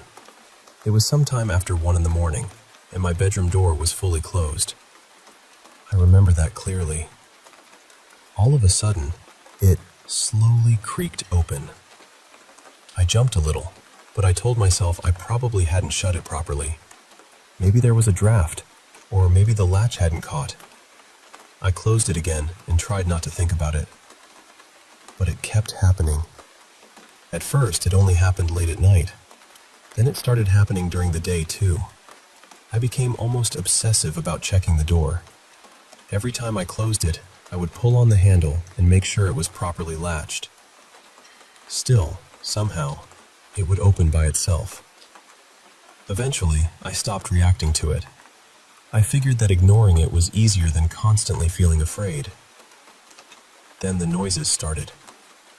Whenever I was home alone, I would hear what sounded like someone struggling with the front door lock. It wasn't just a soft tapping sound. It genuinely sounded like someone was outside, turning the handle and trying to get in. The first few times, I rushed over and looked through the peephole. No one was there. One afternoon, I stood beside the door for several minutes while the sound continued. I could clearly hear the lock moving, but the hallway outside was completely empty. That was when I started getting really scared. Whenever I was alone, I would lock myself inside my bedroom and stay there until someone came home. I might have convinced myself that I was imagining everything, but my best friend heard it too. I was talking to her on the phone one day while walking through the apartment when the front door lock started rattling again. I checked the peephole, but there was nobody outside. My friend went quiet and asked, "What was that?" Another time, while we were on a call, I heard the front door open. Right after that, there were slow footsteps moving through the hallway. I remember standing completely still, trying to listen. My friend heard them through the phone, too. I searched the entire apartment, but there was no one there. The front door was still locked, and nothing had been disturbed. I tried telling my parents about it, but they said the building was probably making noises, or that my imagination was getting carried away. After a while, I stopped mentioning it. Then one evening, my bedroom door opened while I was getting dressed. I was more annoyed than scared that time. I turned toward the doorway and said, "Whoever you are, please don't open the door when I'm changing. Just give me some privacy." Strangely enough, after that, it stopped happening at inconvenient times. The door still opened occasionally, but never while I was changing or sleeping.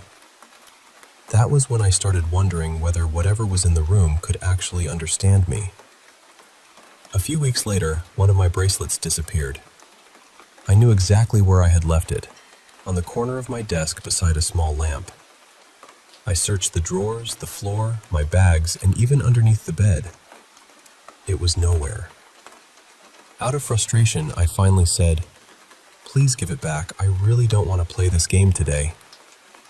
That night, I found the bracelet underneath my pillow. I had changed the pillowcase earlier that day.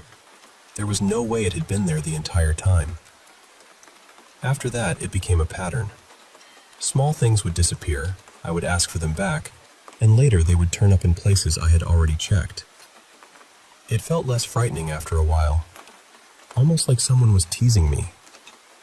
But there were also moments when it seemed genuinely kind. One night, I was sitting on the floor beside my bed, crying over something I was deeply worried about. Suddenly, I heard 3 soft knocks coming from the wall behind me. I live in an apartment, so at first I assumed it was one of the neighbors. But it was very late, and the building was completely quiet. The strange part was that the knocking only happened while I was crying. Whenever I managed to calm down, it stopped. When I started crying again, the soft knocking returned. More recently, I went through a painful breakup. For weeks, I barely slept, and I spent a lot of nights crying alone in my room. During one especially bad moment, I felt something gently brush across my back. It felt like a hand trying to comfort me. I froze, but I wasn't afraid. Almost immediately, the heaviness in my chest faded. It didn't disappear completely, but for a little while, I felt calm. A few nights later, I had a dream where someone sat beside me and softly patted my shoulder. When I woke up, I still had the strange feeling that I wasn't alone. So yes, I believe there is something else living in my room. Most of the activity happens there, except for the sounds near the front door. Whatever it is, I don't think it wants to hurt me. It hides my things, opens doors, and occasionally scares me, but it also seems to listen when I set boundaries. And when I'm at my lowest, it somehow knows. Maybe calling it a roommate sounds ridiculous, but honestly, that's what it feels like. A quiet, invisible roommate who likes playing little tricks on me, but never lets me feel completely alone.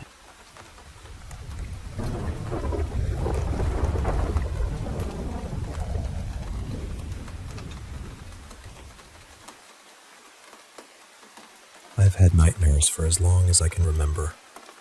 Not just the occasional bad dream, either. Since I was little, it's felt like the nightmares came more often than anything peaceful. The first one I still remember clearly happened when I was maybe 4 or 5. In the dream, my mother was taken from me by something I couldn't really explain. It wasn't a person, exactly. More like a presence, an entity. And even though I was so young, that dream stayed with me. As I got older, the nightmares kept coming. But some of them didn't feel like normal dreams. Some felt almost like I was watching something that had already happened somewhere else, in another time, another country, maybe even another version of reality. I know that sounds strange. I know how it sounds when I say it out loud. But the people in those dreams never felt like characters my mind had invented. They felt real. There was something in their faces, especially their eyes, that made them feel separate from me. Like they had their own lives, their own pain, their own history. One dream, for example, felt like it took place sometime in the 1800s, during British rule in what seemed to be Malaysia. At the time, I didn't even know much about that history, which made it feel even stranger when I woke up. In the dream, I was watching a young woman named Amara.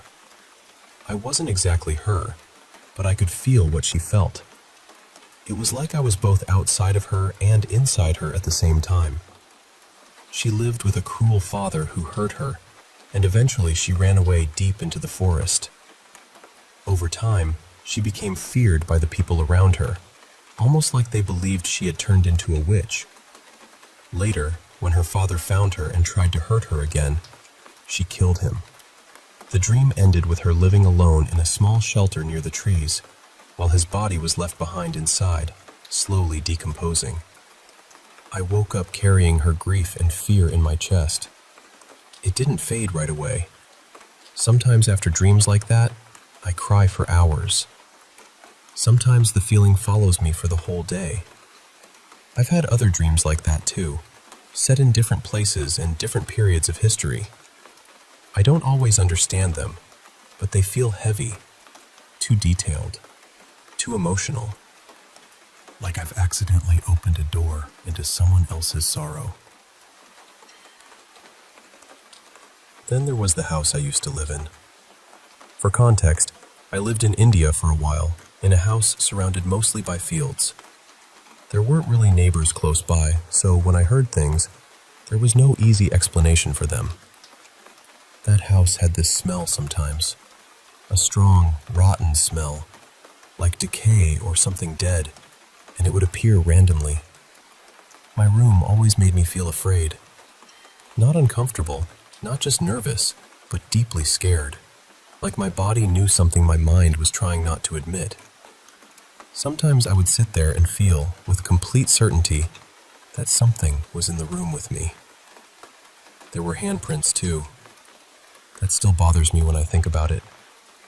I found them on the bathroom ceiling, way too high for me to reach.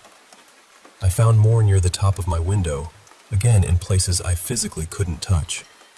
And most mornings, I would wake up with scratches on my body. That stopped after I moved out.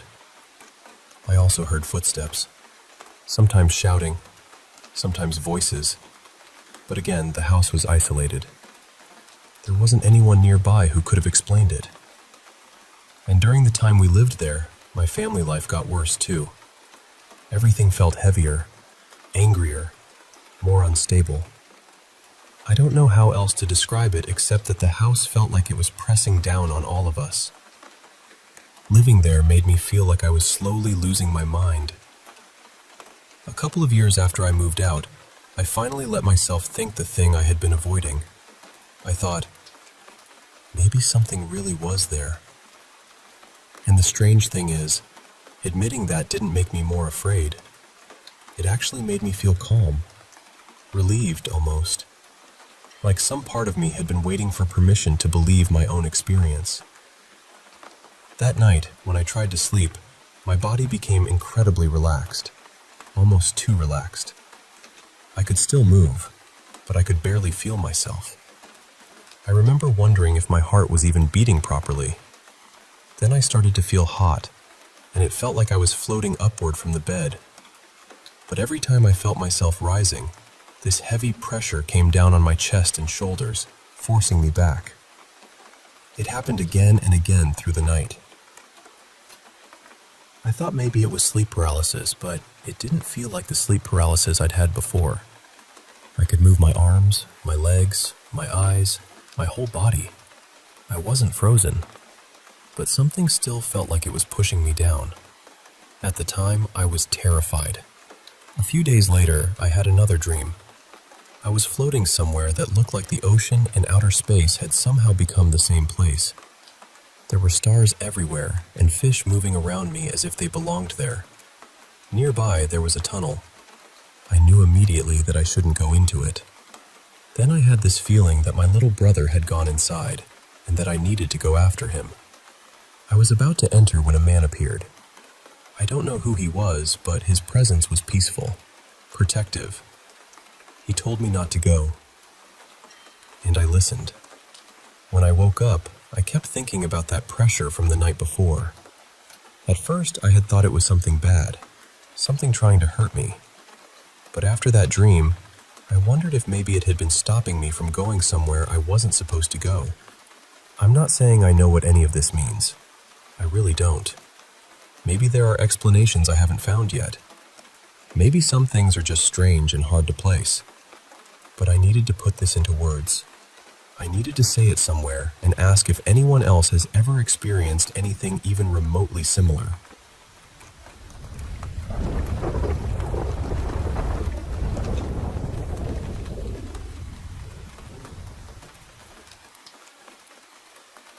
Hey, I want to share something that's been happening around my house for a while now.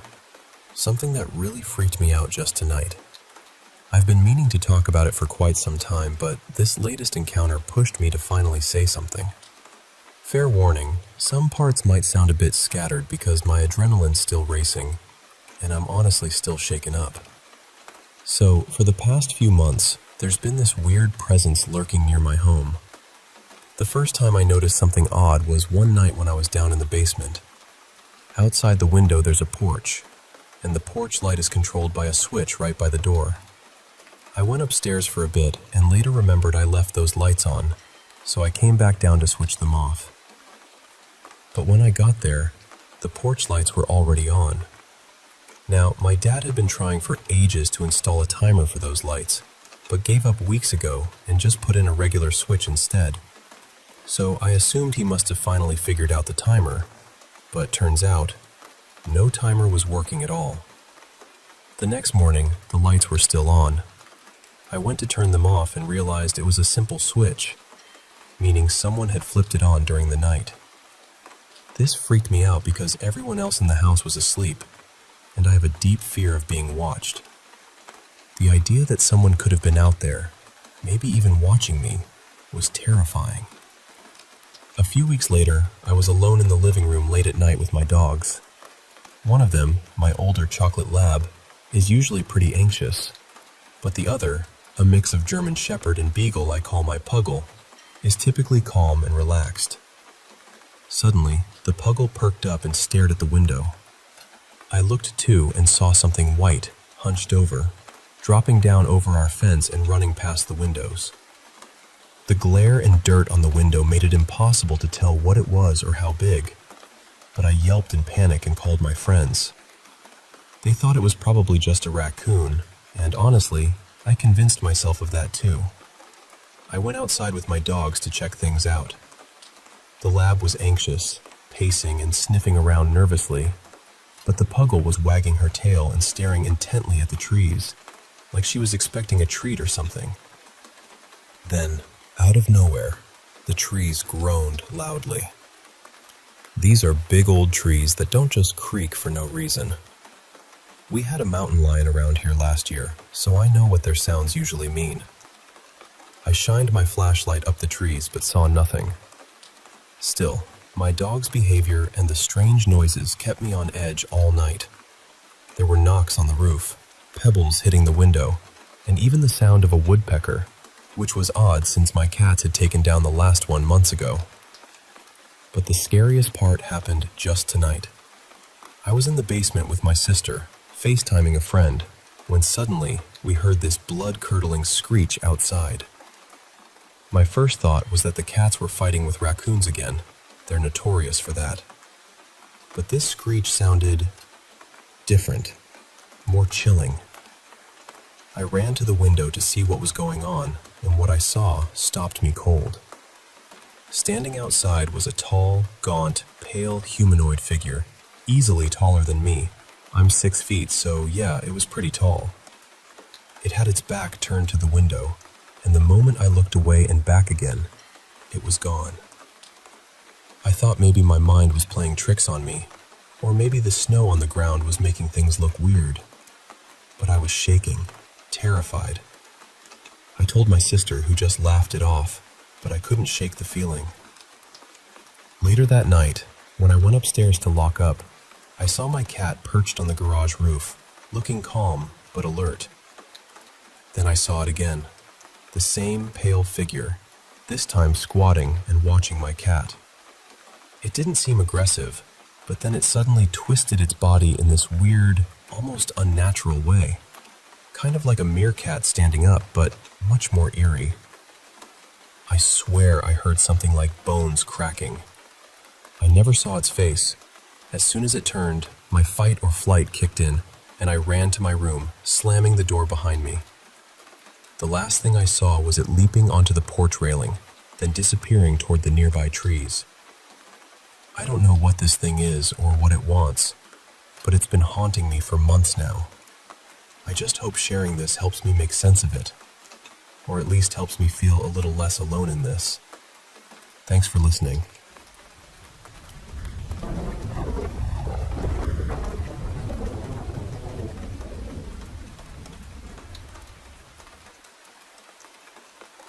I still think about that night sometimes, because nothing about it felt important at first. It was just a normal Saturday evening, the kind where you go out to eat with your family, talk about nothing in particular, laugh a little too loudly, and then forget most of it by the next morning.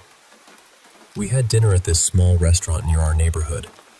It was cozy inside, warm and noisy in that comfortable way restaurants get when every table has its own little world happening. After we finished eating, we paid the bill and stepped outside. The air had turned cool, and the parking lot was glowing under those yellowish lights that make everything feel a little softer than it really is. As we were walking toward our car, we ran into a group of people near the entrance, and right away, I recognized two of them. They were my volleyball teammates, Leah and Lena.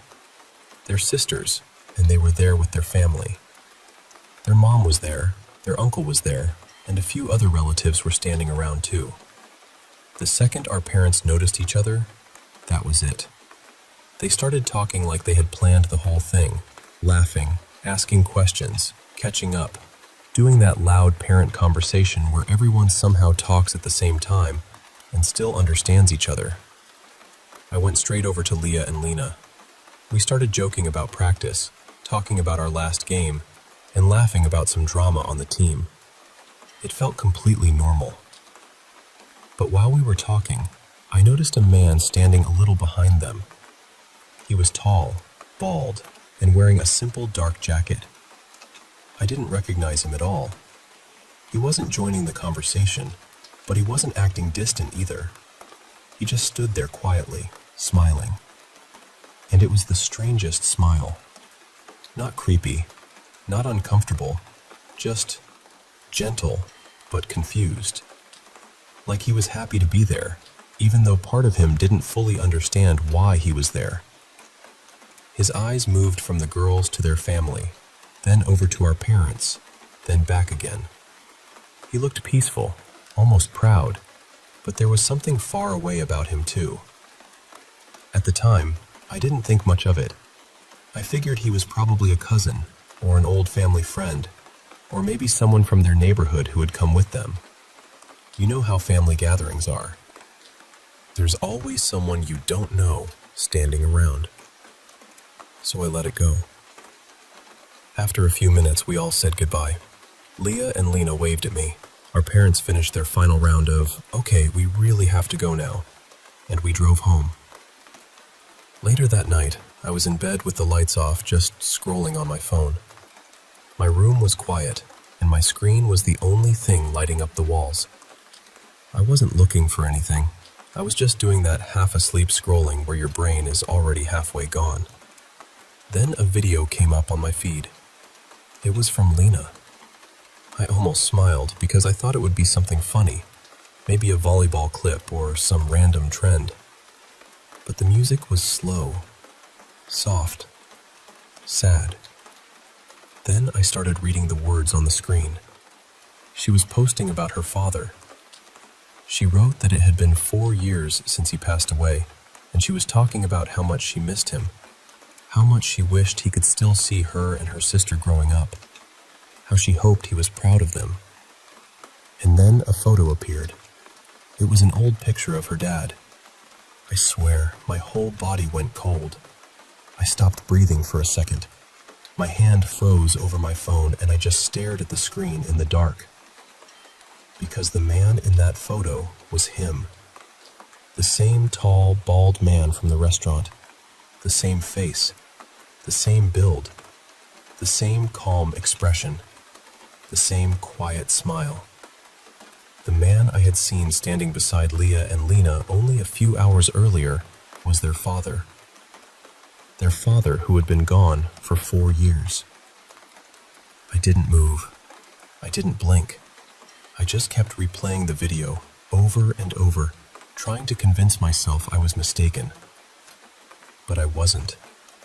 And the part I can never forget is how he looked at them that night. He didn't seem lost anymore when I thought back on it. He seemed like someone who had come just close enough to see his daughters smiling, to stand with his family for a few quiet minutes under the parking lot lights, and then disappear before anyone realized what had happened.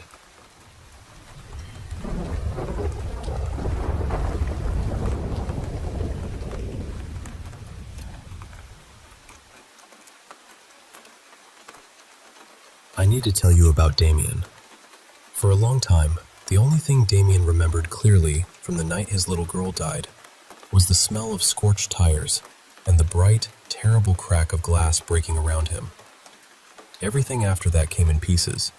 Not the sirens, not the hospital lights, not the officer standing beside him with that careful voice telling him his daughter was gone before the ambulance ever got there.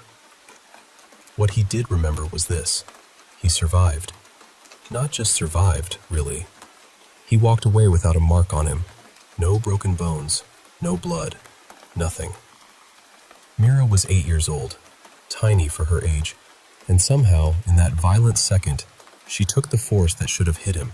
People at grief counseling told him survivor's guilt was normal. They told him shame had a way of loosening its grip with time. They told him he was among people who understood loss, and they were right. They just weren't telling him everything. Damien found the flyer tucked beneath his windshield wiper outside the hospital.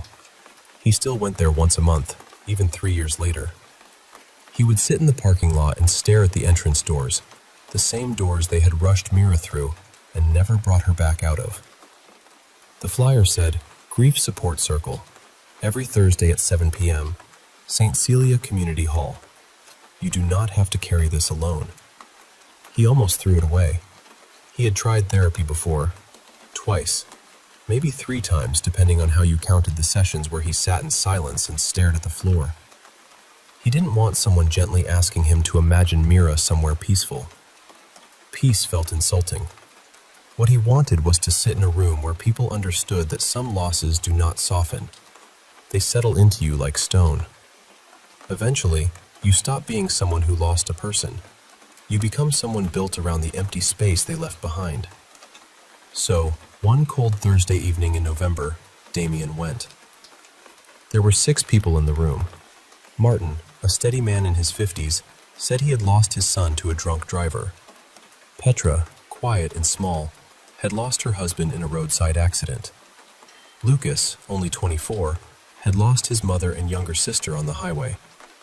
There was also Diane, who had lost her father, and Calvin, who had lost his nephew. And then there was Damien. Nobody smothered him with sympathy. Nobody leaned too hard into kindness. Martin poured him bad coffee in a paper cup and said, "You don't have to speak tonight. Most people don't, at first." So Damien sat and listened. For the first time in years, grief in a room felt real to him. Not polished, not managed, not nudged toward healing. Just there. Heavy. Breathing. He came back the next Thursday, and the next. By winter, he was talking. By early spring, he even laughed once at something Calvin said, and the sound startled him so much he covered his mouth. Petra reached over and touched his sleeve. "It's allowed," she whispered. And somehow, that broke something open in him. The group became the frame holding his week together. He slept a little more. He cooked actual meals. He called his sister after more than a year of ignoring her messages. His therapist told him, "Whatever that circle is doing for you, keep going." So he did. And at first, he didn't notice the strange little things. He didn't notice how often the questions returned to the accident. How fast had he been driving? Had anyone tested his blood? Had there been charges? Had the families ever reached out? He told himself people in grief needed details, needed to measure one pain against another. He didn't notice the way Martin watched him when he thought Damien wasn't looking. He didn't notice that no new members ever came. He didn't notice that none of them had ever said how they found the group. Then one evening, Damien arrived early. He had forgotten his coat the week before, and when the custodian let him inside, the hallway was dim and quiet. The meeting room door was almost closed. He reached for it. And then he heard Martin say his name. Damien still doesn't know the whole story. Damien froze. Diane said, "He's ready." Then Petra, calm as ever, said, "He needs to hear all of it. Not fragments, not hints. He needs to understand what he caused." Damien's hand stayed flat against the door. Then Lucas spoke. The blood report was buried. His lawyer kept it out before the hearing even started. Point 13. We have the original copy. Damien stood there, barely breathing. Calvin said, "They ruled it single vehicle. He was never charged. He walked away from everything." Then Martin said, quieter now, "He has sat with us for months, talking about his daughter, as if she was simply taken from him, as if he had no hand in any of it." Damien pushed the door open. All 6 of them turned. Nobody looked shocked. That was the worst part. They looked like people who had been waiting for him to arrive at this exact moment. Damien said, "How long have you known?" Martin looked straight at him. "Before you ever walked into this room." And then Damien understood. The flyer on his windshield, the hospital parking lot, the invitation that had felt accidental. "You put it on my car," he said. Petra nodded. "We needed you to come here by choice. We needed you to feel safe enough to talk." Damien leaned against the wall because his legs were no longer reliable things. "Your son," he said to Martin. "The drunk driver who killed him." Martin's face did not change. "That was you." No shouting, no trembling, just the truth laid on the floor between them. "His name was Connor," Martin said. "He was 19. He had a scholarship. He was leaving for college in less than a month. You don't remember him because you didn't stop. Damien turned to Petra. She answered before he asked. My husband saw Connor in the road. He pulled over to help. Another car came around the bend and hit him. He died before they reached the hospital. Her voice stayed steady, but it cut deeper because of that. You didn't only kill one person that night. You started a chain. You just left before you had to see it. Damien looked from face to face. Lucas, Diane, Calvin. He understood then. Every loss in that room was tied to the same road, the same night, the same decision. His decision. Lucas reached beneath his chair and placed a small black recorder on the floor. A red light blinked. Every meeting has been recorded, Lucas said. Every Thursday. Your version of that night. Your admission that you had been drinking. Your memory of the crash. Your choice to leave. Damien stared at the recorder. Lucas continued. Tomorrow the recordings go to journalists, attorneys, and every family connected to this room. Diane spoke gently then. We are not going to hurt you. That was never why we brought you here. Martin leaned forward, his hands folded. The law gave us nothing, he said. So we made something it couldn't erase. The truth. In your voice. With witnesses.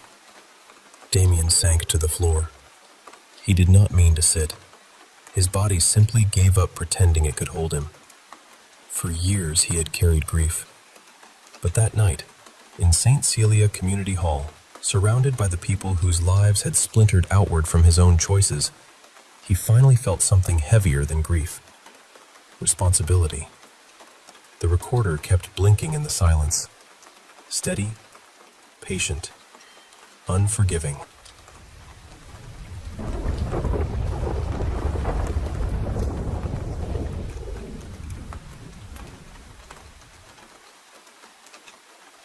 You know, back in my hometown, somewhere in the heart of the Midwest, there's this little gas station that's right on a pretty busy road.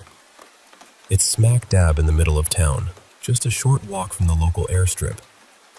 On the other side of that street, there's a hotel.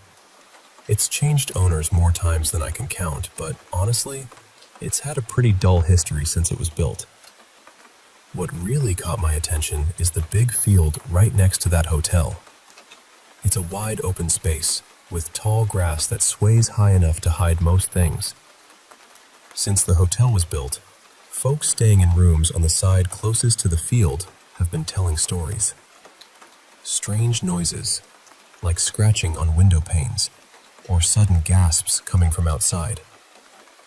And the weirdest part?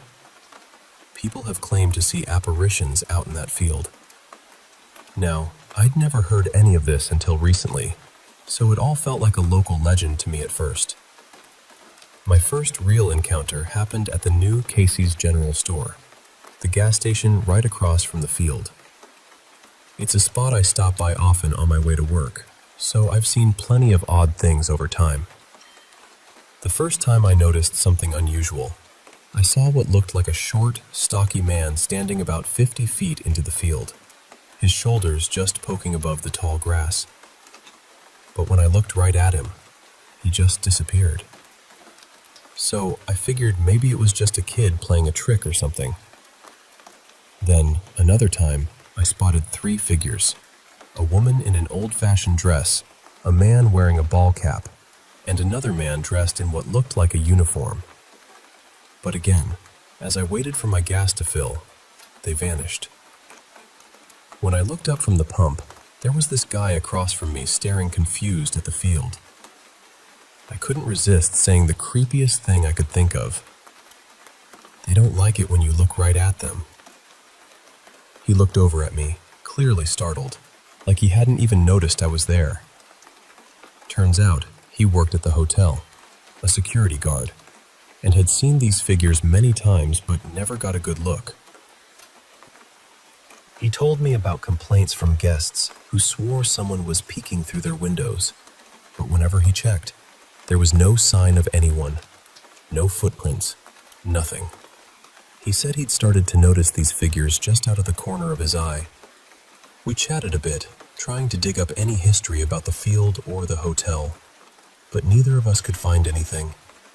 City records showed the field had never been developed, and before the hotel was there, it was just empty land for at least 70 years. Weird, right? Lately, I've started to think whatever's out there might be creeping closer to the gas station.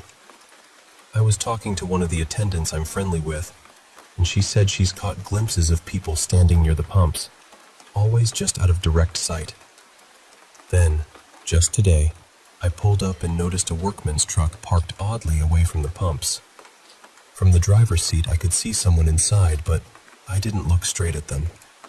They seemed to be watching me, but it didn't really register.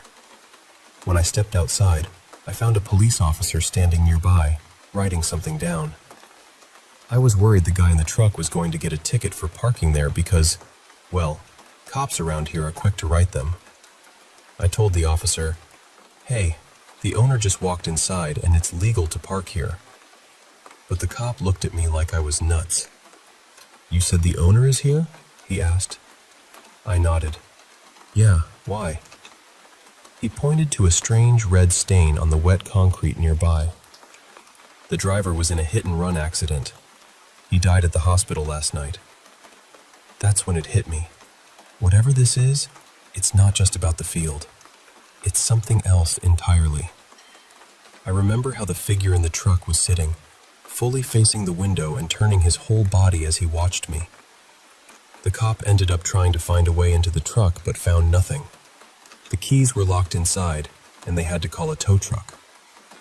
So yeah, whether it's connected to the field or not, there's definitely something strange going on out here. And I'm just trying to keep my eyes open, even if they don't like it when I look right at them.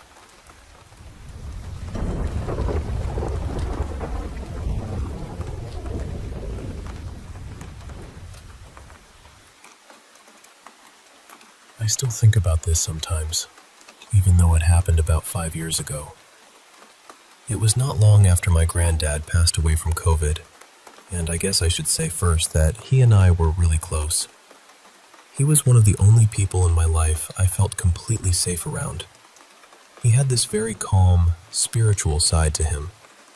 He practiced Reiki, meditated a lot, and whenever he saw me, he would always rest his hand gently on my head for a moment. I never really asked him why. That was just something he did. When he died, it broke something in me. I carried this horrible guilt because I believed he might have caught COVID from me. At the time, when he was in the hospital, I kept telling myself he would get better. I did not call him as much as I should have. I did not understand that I was running out of time. Then, just like that, he was gone. Because it happened during COVID, we did not get a proper funeral.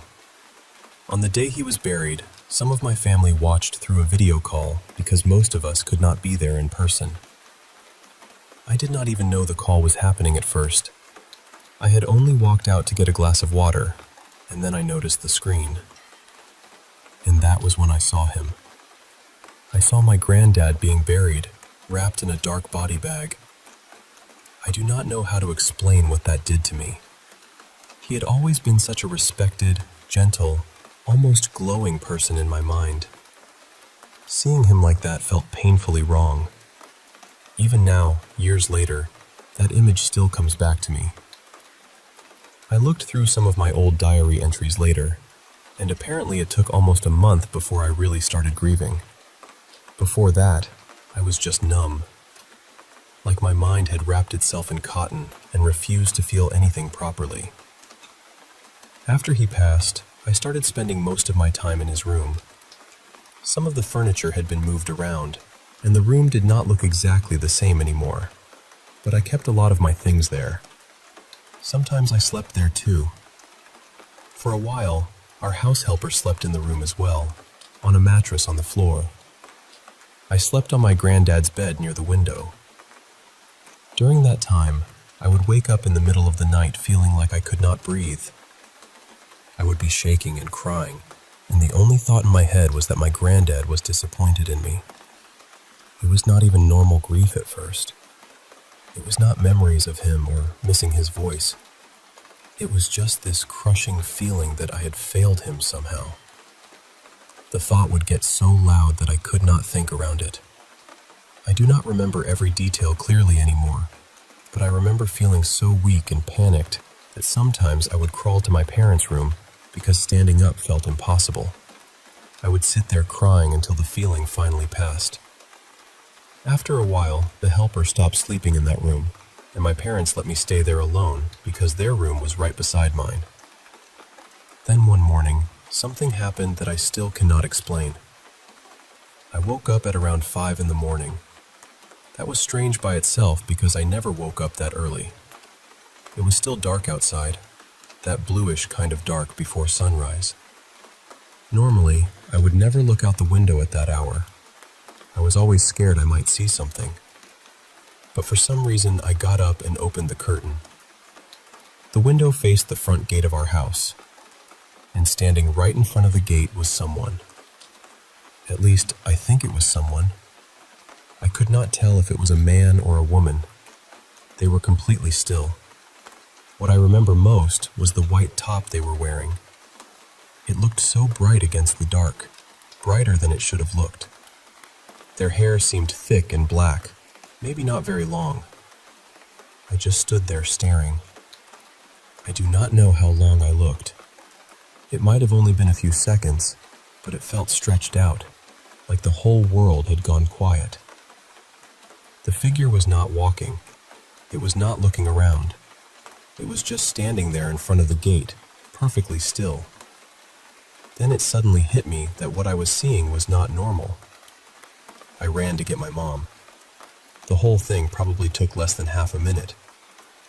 But when we came back, there was nobody there. No one at the gate, no sound, nothing. I have never been able to explain it.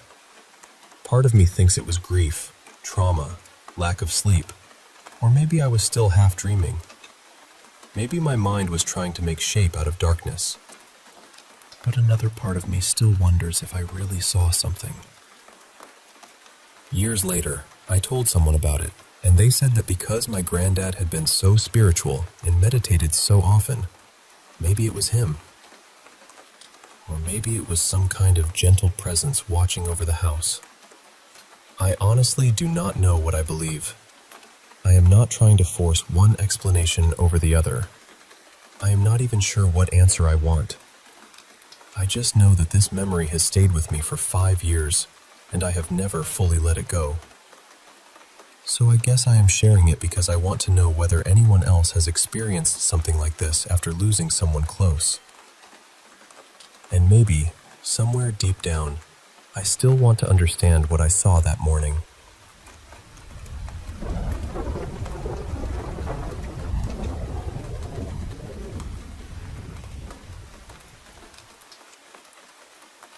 Hey, I want to share a story with you that stuck with me for a long time. It's about my childhood, a time that was both frightening and strangely protective, and it all started in a house that held more than just memories. When I was just a little girl, around 6 years old, I lived with my parents in a small, worn-down home. It wasn't the kind of place where you felt safe all the time. My dad wasn't kind. In fact, he was often the source of my fear. But my mom, she was my shield. One night, things got really bad. I remember my mom telling me to hide in the closet, to be quiet and stay put. I was scared stiff, tears silently streaming down my face, frozen by the sounds of my dad stumbling through the house. I heard the crash of the car door, the angry shouting, and then the dreadful footsteps slowly climbing the stairs. My heart was pounding so loud I thought it might give me away. I was ready to face whatever was coming, ready to take whatever punishment was meant for me or my mom. But then, something changed. I heard a loud thud, and suddenly, My mom appeared in the hallway, calm and strong, with my dad lying still behind her. She looked at me, eyes full of love and relief, and whispered, "Sweetheart, I found a safe place for us. He's never going to hurt you again." That moment was the turning point. It was like the darkness that had loomed over us was lifted, replaced by a new kind of safety. My mom's strength saved us, and from that night on, I felt protected in a way I never had before. Years later, I moved to an old house that once belonged to my grandparents. It's a place filled with echoes, mist that drifts mysteriously by the window, doors that open and close on their own, footsteps that seem to follow me in the attic. My husband hears them too, those heavy steps that make us pause and wonder if we're truly alone. Sometimes at night, we hear knocking on the windows or strange sounds from the kitchen and the spare room. Once, the handle of an old truck rattled outside, making us jump, only for us to find no one there. It's unsettling, sure, but it's also a reminder that some places carry the weight of those who lived before us. Then there was the time, when I was a kid, I saw something I can't forget. A shadow that wasn't just a trick of the light, but a dark, solid figure that moved in ways no human could. It would vanish and reappear, inching closer until I was too scared to keep watching.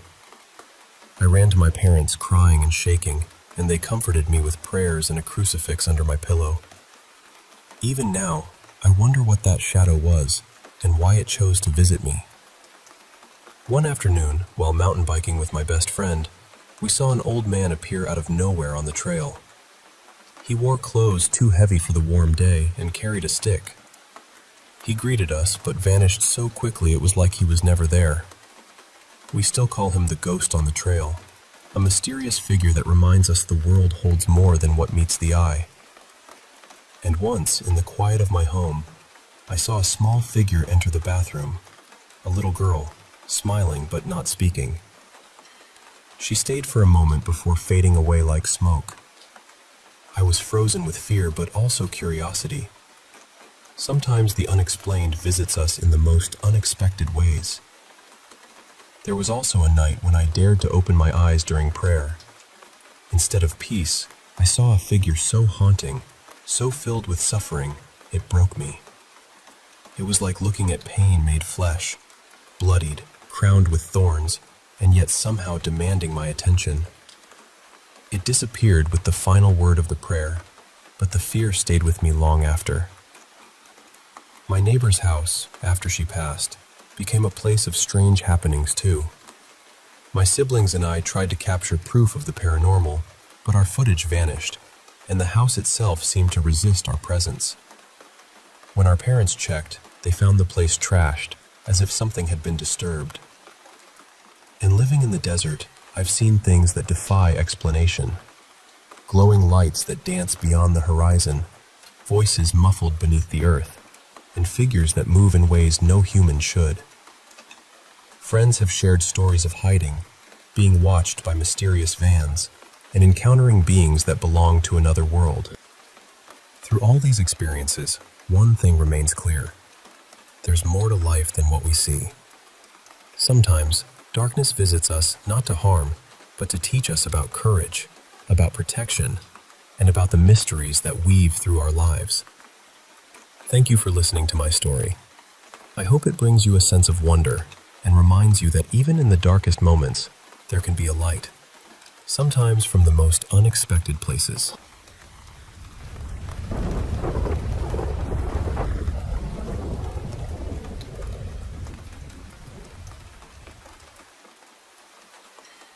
I grew up in the West Midlands, in the UK, in a little terraced house that never really felt like it belonged only to us. It was just me and my mum back then. She was raising me on her own, and when we moved into that place, I was still young enough to think adults had an explanation for everything. But in that house, even my mum didn't have answers. For years, I thought maybe I'd imagined some of it. You tell yourself that when you get older, don't you? That maybe childhood fear made things bigger than they were. But recently, I found out the house had been built near an old burial ground, close to a former sanatorium that had once cared for children. And honestly, when I learned that, so much of what happened there suddenly felt heavier. I'll start with what I remember seeing myself. There was a cupboard under the stairs where my toys were kept. Most children would have been straight in there, dragging everything out. Not me. I hated that cupboard. I mean, really hated it. I used to see a child in there. They were always tucked away in the shadows, turned slightly from me, never looking directly at my face. I can't remember what they looked like clearly. I don't remember their eyes or their expression. Just the shape of them, small and still, hiding among my things like they had every right to be there. I was terrified of getting my toys out. I'd beg my mom to do it for me, but even she never seemed comfortable opening that cupboard. She'd try to act calm, because that's what moms do, but I could feel her hesitation. Then there were the scratching noises. Not little mouse sounds, not pipes. It sounded like heavy furniture being dragged across the floor, except it moved through the walls and across the ceiling. It would travel around the room, slow and deliberate, as if something was circling us from inside the house itself.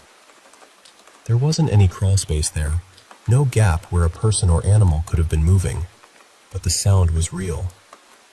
At night, I used to feel watched. I know people say that a lot when they're frightened, but this was different. It wasn't just a feeling from the dark. It felt crowded, like there were people standing around my bed, staring down at me while I tried to sleep. I'd pull the covers up and stay as still as I could, hoping whatever was there would lose interest. The thing that scared me most happened more than once. I would be standing at the bottom of the stairs, looking up, and two adult heads would appear around the corner at the top. They weren't clear faces. They were dark and misty, almost like smoke trying to pretend it was human. And they would call me. Not loudly, not angrily, just softly, like they wanted me to come upstairs, like they wanted me away from everyone else. Even as a child, I knew not to go. My family saw things too. It wasn't just me. Relatives would visit or stay over with my mom, and almost everyone who spent time in that house came away unsettled. One person saw figures crawling out of the wardrobe. My mom's friend once saw a man and a woman watching her. She said the man felt furious, full of rage, and the woman beside him looked distressed, as though she was trying to claw or pull at the skin on her own face. There were decorations hanging from the ceiling that would suddenly start spinning on their own. Not swaying a little, not moving because of a draft. Spinning hard, completely out of control, and then stopping the moment someone told them to stop. My mom always said she felt something following her through the house. She'd move from one room to another and feel it behind her, close enough that she didn't want to turn around. My battery-powered toys would come on by themselves, too. They'd start making noise in an empty room, then stop as soon as someone walked in, as if they'd been caught. At one point, my mom had a priest and a medium come to the house to bless it and see what was going on. The medium told her there was a man there who was full of hatred, and a woman who wasn't evil, but deeply unhappy. That was the way it was described. The worst thing, though, happened in the middle of the night. My mom got a phone call from an unknown number at around 4 in the morning. She said the voice on the other end didn't sound male or female. It barely sounded human at first. It was wet and broken, like gurgling and cracking. Then it asked how her child was. After that, the sound went back to that horrible gurgling, and the call ended. My mom tried to call the number back, but couldn't. Something in her panicked, and she ran straight to my room. She found me tangled in my quilt, struggling to breathe. The medium had also said there were good spirits in the house, trying to hold back whatever was bad there. I don't know what to believe about that, but I do know it never felt like there was only one thing in that house. It felt layered, some of it sad, some of it angry, some of it watching. We eventually left and moved in with my grandparents because it became too much. Too many things had happened. Too many people had seen or felt something. This was around 2003 in the Gornal area. Since then, from what I've heard, that house has been on the market again and again. The medium had said the spirits were moving between the buildings because it was a terraced row, almost like the whole place was connected underneath the surface. I don't know exactly what it all means. I just know that house never felt empty. And even now, years later, I still remember standing at the bottom of those stairs, looking up at those dark faces, hearing them call me closer.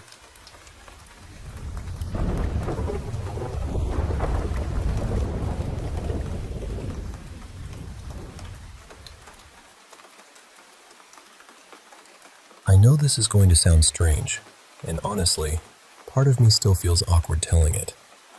I've kept it to myself for a long time because I know how unlikely it sounds. But the memory is clear to me. It's not something I dreamed up later or exaggerated for effect. It happened, and even now, I don't really know what to make of it. When I was a kid, I was intense in ways I didn't understand yet. I wasn't just weird in a cute or funny way. I remember feeling like I had been dropped into the world by mistake, like being alive was some kind of punishment I hadn't agreed to. I was too serious too young, didn't connect well with other kids, and carried around this heavy feeling I couldn't explain. Even though I seemed mature in some ways, emotionally, I was a storm in a small body. Fear hit me hard. Anger hit me even harder. If I was scared, I would shake, cry, go pale, and completely lose control. But anger was different. I grew up in a home where expressing anger wasn't safe, so it all stayed locked inside me. And when it built up, it felt like my mind turned feral. Everything would narrow until there was nothing left except this hot, crushing rage. I don't feel anger like that anymore, thankfully. But back then, it was overwhelming. It didn't feel normal. It felt too big for a child. Too big for anyone, really. One night, I was in the bedroom I shared with my sister. I was trying to fall asleep because I had school the next morning, and I already felt irritated about having to wake up early. My head hurt. My pulse was loud in my ears, and I was lying there in that restless, miserable way children do when sleep refuses to come. In the room, I had a hamster. I loved that little creature. I really did. I took care of it carefully, probably better than most kids would have. I read guides, watched videos, made sure it had good food, treats, bedding, hay, wood to chew on, and enough space to live comfortably. I was proud of how well I cared for my small animals. But that night, just as I was finally starting to drift, the hamster woke up. Of course, that was normal. Hamsters are active at night. Usually the little noises didn't bother me. The digging, the scratching, the tapping against the glass, the tiny, busy sounds of a creature living its life. I was used to all of it. But that night, I couldn't stand it. The sound crawled under my skin. I remember lying completely still, not moving at all, but inside I was furious. Not annoyed at the situation, not annoyed at the noise. I was angry at the hamster itself, this innocent little animal I loved, and the feeling was awful. It was pure hatred for a few terrible moments, sharp and unreasonable and completely out of proportion. Then suddenly, the noise stopped. No scratching, no digging, no movement. Just silence, and my sister breathing nearby. I remember feeling relief first. That's the part that still bothers me. I was relieved. Then, eventually, I fell asleep. The next morning, I found the hamster dead. It was young, not even a year old. My other hamsters lived much longer, even when their setups weren't quite as carefully arranged. Maybe it was a coincidence. That's the reasonable answer, and I know that. But at the time, I didn't experience it as a question. I felt like I knew. Somehow, in a way I couldn't explain, I felt like my anger had caused it. I was sad, of course. I felt guilty too, but I didn't spiral over it. I didn't suddenly think I had powers or try to test it again. It was just this strange, quiet incident that stayed tucked away in my memory.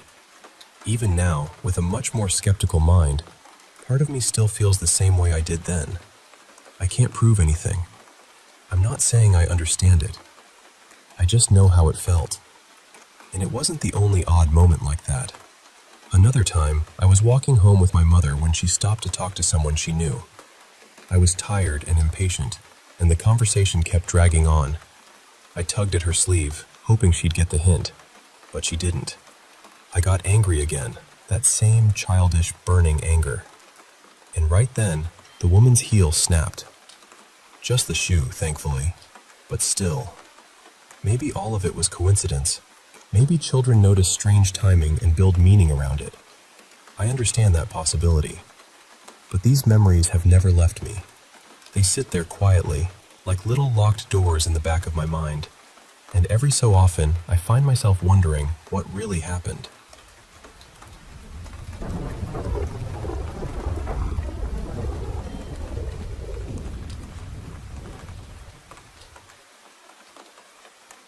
Hey, I want to tell you about the time I bought my very first home back in 2004. I was beyond excited, absolutely thrilled to start this new chapter. Not long after moving in, a couple of neighbors started teasing me about a ghost in my house.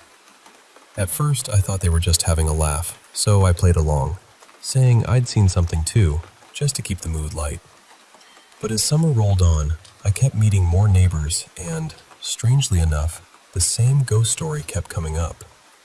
Then one afternoon, I found myself chatting with Mrs. Eliza, a kind-hearted elderly woman from down the street.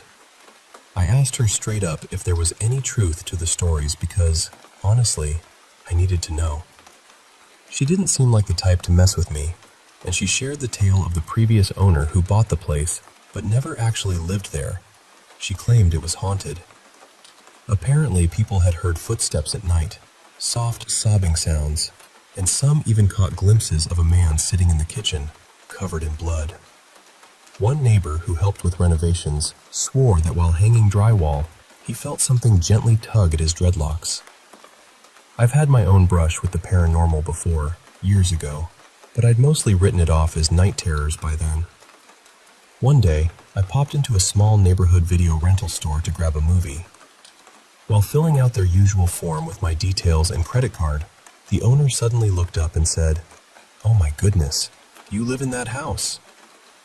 I was curious and asked her what she meant. She explained that her former employee had died there, by suicide. She rushed over when she heard but found the place taped off by the police as a crime scene. This man had just moved in with his partner and had called his mom, wanting her to meet the person he loved and to come out to her. It was the early 90s, a time when coming out was still incredibly difficult. His mother already knew and disowned him over the phone. That same week, he received a letter from an HIV testing center confirming he was HIV positive, a diagnosis that felt like a death sentence back then. One evening, he sat in the kitchen, ate a bowl of cereal, and, tragically, took his own life. Since then, the video store owner has had her own eerie encounters, videos flying off shelves, even levitating at times. For me, the experiences have been subtler. Footsteps in the night, the sound of cereal pouring into a bowl, and I don't even eat cereal, and quiet sobbing from the kitchen. I'd often wake up hearing these sounds. My grandmother used to say, "When the dead come to you, they want something. Perform an act of charity in their name and pray for them." So I decided to do just that. One night, I lit a candle at the kitchen table and told him that every night I'd say a novena prayer for his soul. On the 9th night of the novena to St. Anthony, the patron saint of lost souls, I heard uncontrollable sobbing. I felt this deep presence of grief and despair, and the sound of someone struggling to breathe. But instead of fear, I felt a deep connection, a quiet intimacy and compassion that he needed. For 45 days, I prayed that novena with a candle lit, and I had a mass said in his name. Occasionally, I'd wake up sensing him standing over my bed, but it never felt harmful. These moments still happen now and then, though less often. It's a strange, bittersweet connection, a reminder that sometimes the spirits just want to be seen and remembered.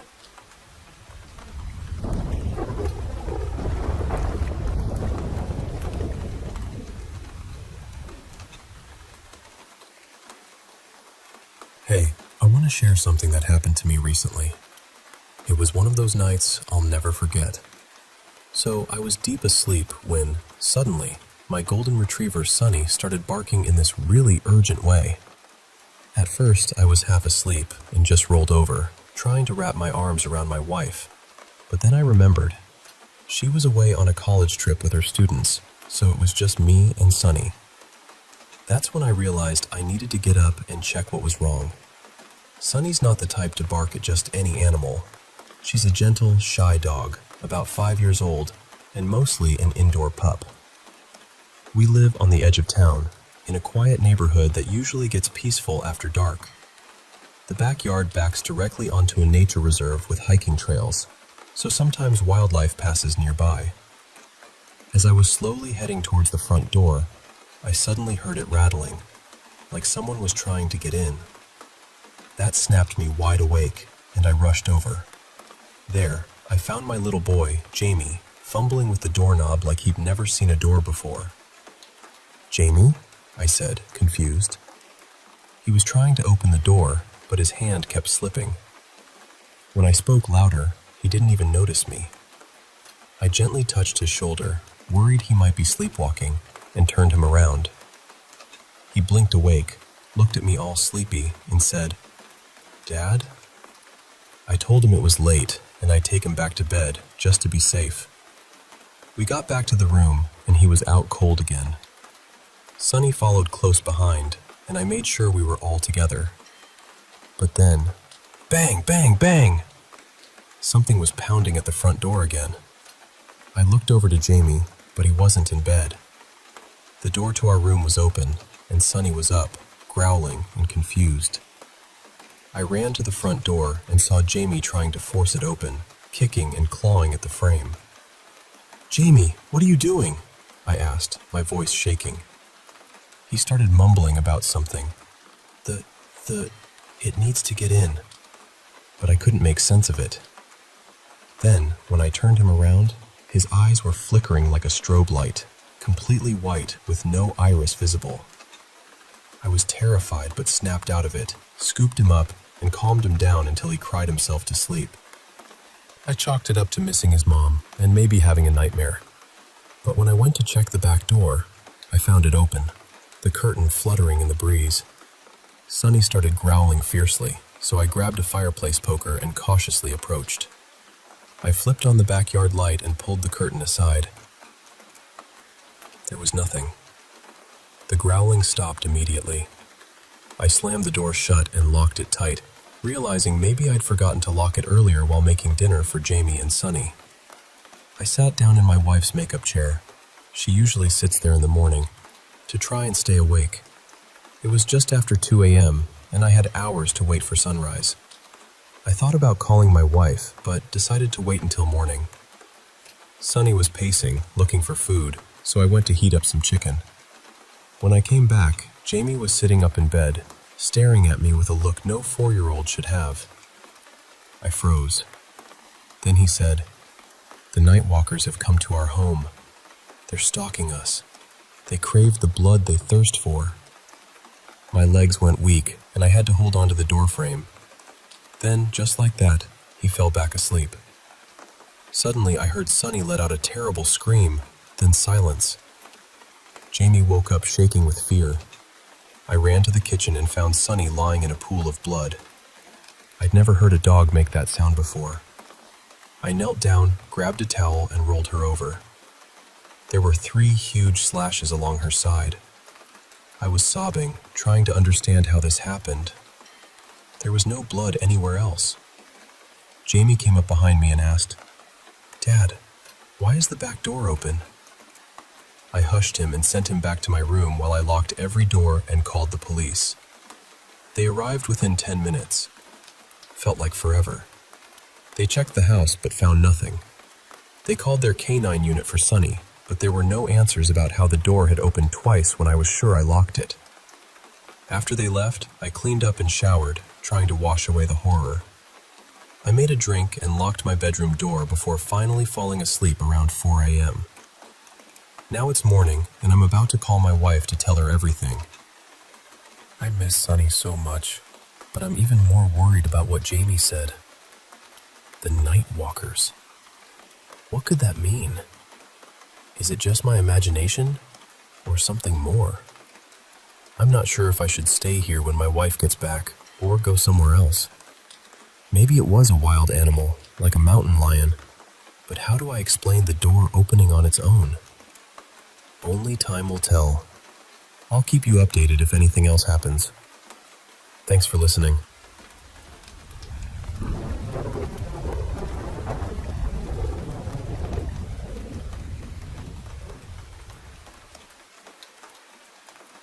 You know, growing up in a small suburban town in California back in the early 80s was something special. I'm Emily, and I want to take you back to those days when life felt simple and neighbors were like an extended family. We didn't have smartphones or endless TV channels, just a handful of stations you caught through a rooftop antenna, and if you wanted to talk to someone, you picked up the corded phone on the wall. Our street, Maple Street, was lined with big, old trees perfect for climbing, and it was quiet, just the way I liked it. I was the kid who always made friends with the new neighbors, the one who'd be out playing with all the kids after school. Every neighborhood had its own mom and pop family, right? The kind where mom baked treats to share, and pop showed off magic tricks or invited us into his workshop. On Maple Street, the mom and pop were the Harrisons. Mrs. Harrison was warm and kind, always with a plate of cookies ready for the neighborhood kids. Mr. Harrison, well, he was more reserved. They had a son, but he wasn't around much, at least not that I noticed. As time went on, things felt different. Mr. Harrison would take his usual walks, but after a few houses, Mrs. Harrison would catch up to him and they'd walk back together. I started noticing he'd watch me while I played outside, making a little jingling sound with coins in his pocket, trying to get my attention. When I went over, he'd whisper things I couldn't quite hear, and then Mrs. Harrison would come out and pull him away. Eventually, my family moved across the street from the Harrisons. Mr. Harrison didn't say much, but would stand and watch me, the coins jingling in his pocket whenever I looked his way. Then one day, Mrs. Harrison ended up in the hospital. My mom later told me it was all the stress she'd been under. After that, I saw their son more often. He seemed quiet, sad even, but I didn't understand why. My mom would often help Mrs. Harrison when she came home from the hospital. Sometimes Mr. Harrison invited me to his workshop behind their house. We'd make small wooden things together, and he'd give me little treasures, a marble, a pop-top, or a broken chain, making them seem like precious gifts. I didn't think much of it. Their son would watch from the porch, but I was too young to realize what it all meant. One day, my mom sent me over with some baked goods. While Mrs. Harrison was in the kitchen, Mr. Harrison pulled me aside and pressed something into my hand, a purple heart medal.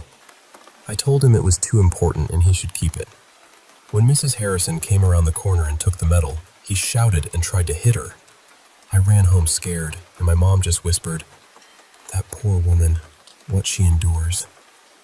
Later, I learned that Mr. Harrison suffered from PTSD and was often cruel to his wife. It was heartbreaking. A few months down the line, as I crossed the street to visit a friend, Mr. Harrison grabbed my wrist suddenly, looked me in the eyes, and said, "I love you. Will you marry me?" I told him I was just a little girl and he should go home. Then he handed me a big diamond ring too large for my finger, insisting I accept it and say yes. I told him it was too much and belonged to his wife, but he was persistent. I took it home, thinking it wasn't serious.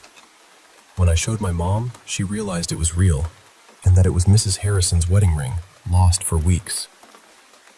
Soon after, there was chaos on our street, sirens, flashing lights. Mr. Harrison had taken his own life in their living room. Their son had to clean up after him. That neighborhood was never the same. My family moved shortly after. Looking back, those quiet streets held stories no one could see behind closed doors. I hope sharing this helps remind us all to look out for one another, even when things seem calm on the surface.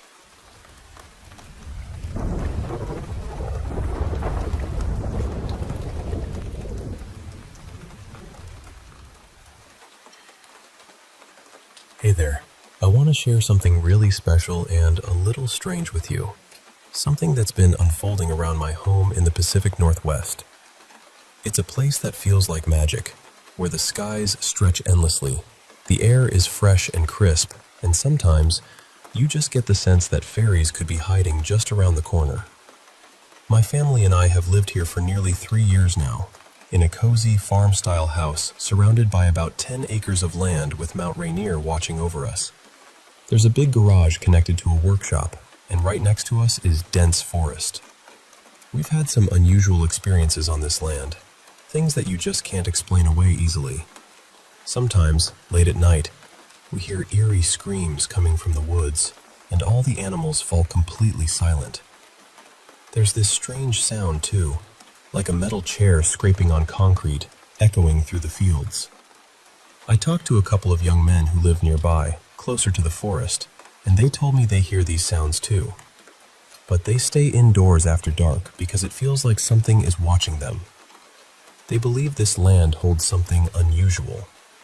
One of the young men even said he sees a shadow kid in his room and around the house, something that scares him and messes with his things. I don't think it's anything evil, but it's definitely unsettling. When we first moved here, I tried to match the sounds we heard to local wildlife, but nothing fit. One night, I was driving home down a quiet road, lit only by a few streetlights, when I saw a flash of eyes. I slowed down, thinking it might be a deer. But when my headlights shone on the spot, I saw something else entirely. A grayish-white figure, about the size of a man, crawling into the bushes. It had no fur, no tail, no feathers, just smooth, pale skin and strong muscles. It moved quickly and silently, and when I turned the corner hoping to catch another glimpse, it was gone. Over the years, several family members have seen a tall, pale creature, about 7 feet tall, with large, curious eyes. Sometimes it peeks around the workshop or looks in through the garage window. My son even spotted it crouched on all fours on a long couch near my bedroom window, its big, round eyes glowing softly as it studied him like an owl would. But it wasn't an owl. My daughter once saw it standing in the tall grass of the field when she was searching for something she dropped. They both ran back to the house in a hurry. She also saw it once on the roof of the garage, tilting its head as if curious, and when she called my son over, it vanished. I remember thinking she might have been imagining things, but hearing her story again recently, she described it perfectly. Even the dogs have reacted to something unseen. One evening, I let them out before bed, and they suddenly became terrified, rushing back inside and staring wildly, as if something was looming just outside the door. I looked for a shadow on the garage wall, and what I saw was tall enough to block the light from 2 different lamps. My granddaughter keeps her blinds closed after dark because she feels uneasy, even though there's no one around. We're not scared exactly, just aware that this place is different. These experiences aren't constant, but they're real enough to make us wonder. At first, I thought maybe it was some unknown animal, but after nearly 3 years and so many of us seeing the same thing, I believe there's something more here, something mysterious, something beyond our understanding. And honestly, I wouldn't trade this place for anywhere else in the world.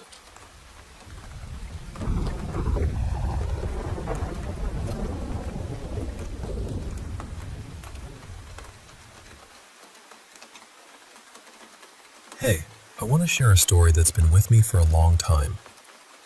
Something my mom once told me about flies being messengers of something dark. I didn't really get it until my own experience proved her right. When my son Caleb was little, his dad Mark and I worked in maintenance and painting for a real estate company out in the desert near Palmdale, California. We had a serious problem with tenants stealing tools from our garage, so the company owner sent us to fix up this small, old house on the outskirts of town.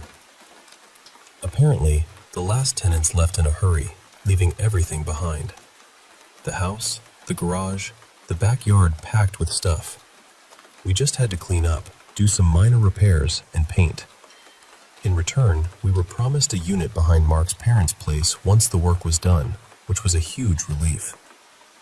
We were excited, not just to leave the old place, but because the new spot had space for our dogs to run around. We started working on the house right away.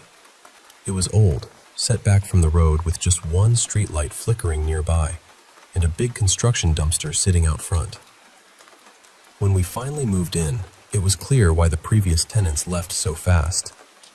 Caleb's room was right across from ours, and often at night, I'd hear him groaning softly. When I checked on him, he'd be half fallen off the bed, blankets on the floor. I thought he was just restless. Then one morning, while I was fixing a drawer, Caleb told me about a little boy who lived in his room. At first, I thought it was just a dream, but he looked me straight in the eyes and insisted it was real. You have to know, Caleb had a big imagination. He talked to his shoes and his toys, so I wasn't too worried. But then strange things started happening. I'd wake up with small red circles on my arms that turned into bruises, and Mark found scratches on his back he didn't remember getting. Mark didn't believe in ghosts or anything paranormal, so we just brushed it off, focusing on fixing up the house. But one morning, Caleb came out crying, scared like I'd never seen before. Between sobs, he told me the boy in his room had grown into a monster and had grabbed his foot. When I looked, his sock was twisted in a way that just didn't make sense, and his big toe was bruised with a small cut. That was the moment I knew something was seriously wrong. I called my mom, who's very spiritual, and she told me to cleanse the house with sage and salt. So I did, even though Mark teased me. That night, after we put Caleb between us in bed, I was suddenly jolted awake by a slap on my cheek and a voice screaming, "Wake up!" in my ear. The whole house was vibrating, and even the ceiling fan chain was swinging. Mark grabbed a bat and ran out, thinking there was an intruder when he saw a distorted face reflected in the glass doors. But there was no one there. Mark started to wonder if the house might be haunted. Days later, my mom came to visit with my older kids and sister. She immediately felt a heavy dread as they got closer. Inside, she noticed a foul smell like something dead. Soon, flies swarmed the house in thick clouds, covering the ceiling and walls. We couldn't find any source. My mom said whatever was in the house didn't want them there, and she felt drained and sick, needing to rest in the van. The kids tried to make a game out of vacuuming up the flies, but no one wanted to stay inside that house. After a restless night, I asked my mom to take Caleb with them for his safety. 30 minutes after they left, all the flies vanished as if by magic. Later, a friend named Bonnie, who'd studied the occult, came to help us finish cleaning the garage. It was dark, dusty, and strangely cool despite the summer heat. Among the junk, we found jars filled with a brown liquid and strange things floating inside, sealed with wax and wrapped with hair. Bonnie found creepy items like a crow's beak, a chicken claw, a feather quill, and even human teeth. Then, when a jar broke, it revealed a pentagram painted on the floor beneath layers of dirt and sand, and some kind of animal embryo floated out.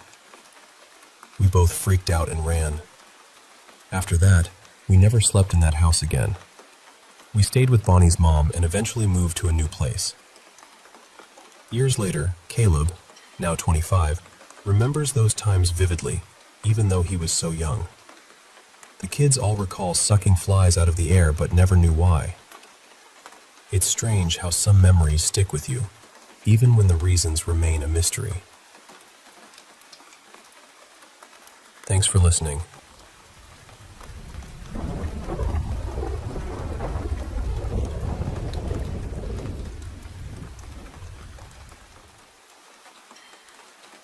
I want to tell this as plainly as I can, because even saying it out loud still feels a little unreal. I'm 18, and I live in a rural part of Eastern Virginia, out near Prince George County. I'm sharing the location only because I'm hoping someone from around here might recognize what I'm talking about, or maybe has heard something similar. I know this probably sounds strange, and I know it's easy to brush off stories like this, but this is something I experienced myself. The first time it happened, it was late, maybe around 10:30 at night. I had stepped outside near the driveway because sometimes I just need a little air. The yard was dark and quiet, the kind of quiet where every little sound feels louder than it should. Then, from somewhere off toward the woods behind my house, I heard a woman's voice. It wasn't loud. It sounded distant, almost thin, but I heard it clearly enough. "Help me." That was all it said. I didn't stand there trying to figure it out. I went straight back inside, locked the door, and tried to convince myself I had misheard it. About a week later, maybe closer to 2, I went outside again late at night. This time it was around 1 in the morning, and I was only taking some trash out. I was walking down the driveway when I heard another sound from that same direction behind the house. It was a dull, knocking sound. Not like a branch tapping, not like an animal scratching. It sounded like someone hitting the bottom of their fist against a wooden door. Slow, heavy thuds. The kind of sound you know when you hear it. I froze for a second, listened, and then got myself back inside. The third time was the worst one. I had gone outside to grab a few things from my van. While I was walking across the yard, I heard sticks snapping in the woods. At first, I told myself it was probably deer. We get them around here all the time, so I kept moving. Then something hissed at me. It was close, much closer than I expected. And it wasn't a normal animal sound. I've heard deer blow and snort. I've heard cats hiss. I've heard raccoons, possums, all kinds of things moving around at night. This was different. It was raspy and harsh, almost like it came from something trying to sound like an animal, but not quite getting it right. That one scared me more than anything else. After that, things stayed quiet for a while. I started to wonder if maybe I had just worked myself up over nothing. Then today happened. I was over at my neighbor's place with my friend Mason, who's 16. We were helping fix up an old weed eater, just standing around talking while we worked. Mason has always hated being outside late around here. He's told me before that he hears things in the woods near his house, but I never really took it seriously. I figured he was just nervous. While we were talking, I mentioned to my neighbor, Mr. Harris, what I had been hearing. He's in his 60s, a Vietnam vet, originally from North Carolina. He's one of those quiet, practical men who doesn't waste words and doesn't scare easy. When I told him, he paused. Mason walked off for a minute, and as soon as he was gone, Mr. Harris lowered his voice and said, "Well, son, I'll tell you this. I've been woken up around 2 or 3 in the morning by tapping on my window. That's what got me. Because now it wasn't just me. It wasn't just Mason being nervous in the dark. This was a man who has lived a hard life. A man who doesn't seem like the type to make things up or get spooked over nothing. And he was hearing things too. I still don't know what's out there, or what could be making those sounds. Maybe there's some reasonable explanation. Maybe there isn't. But something strange has been happening around these woods. and I'd really like to know if anyone else has heard it too.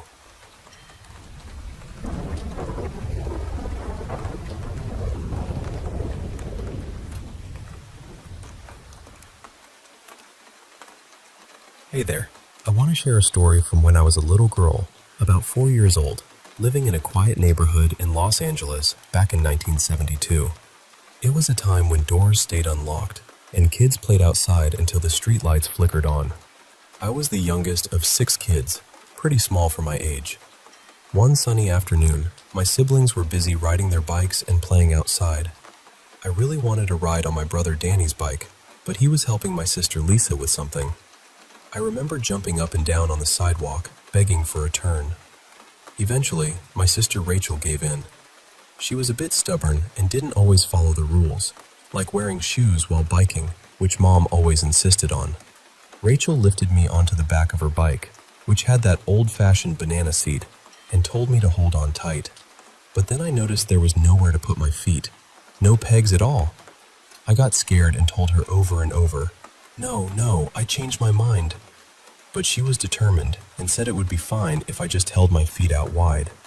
As she pedaled, the bike swayed, and suddenly, whoosh, my foot slipped into the spokes. I felt a sharp pain and saw blood everywhere. I started screaming. Rachel scooped me up and ran straight inside, past the other kids. Mom and my oldest sister Anna were horrified. My sister Grace wrapped my foot with a towel and ran outside to the car where we all piled in, leaving Danny and Lisa at home. The ride to the hospital was a blur, Mom honking the horn and crying, Anna chatting nonstop, Grace soothing me, wiping my tears. I was probably in shock because the pain was just starting to throb. We must have looked like a frantic bunch, blood and all. At the hospital, the smell of rubbing alcohol and antiseptic hit me as they rushed me to a metal table. When they unwrapped my foot, I saw the mangled mess where my toe used to be. Mom kept telling me it'd be okay, but I could tell she was worried. They asked if they had the toe. Mom called home and sent Danny and Lisa to find it. Now, here's the funny part. Danny and Lisa walked back to the spot, looking everywhere. An old lady on her porch asked what they were doing. When Danny said they were looking for my toe so the doctors could sew it back on, she said she'd seen it but threw it in the big dumpster. So Danny climbed in and dug through the trash to find it. Lisa was shocked, but helped him get a ride back to the hospital. The neighbor gave them a lift, though she was a bit grossed out by Danny smelling like garbage. Meanwhile, I was still in the room getting numbed with long needles, crying my eyes out. I asked Mom what she was doing when she closed her eyes, and she told me to imagine a white light all around me, that it was God's healing light. I tried to calm down, but the pain was too much. Then, before surgery, I begged Mom to stay, but the doctor said no. As she held me, I saw a bright light behind her shoulder. I squinted and saw a man with long, dark hair, caramel skin, dressed in a flowing orange robe, smiling warmly.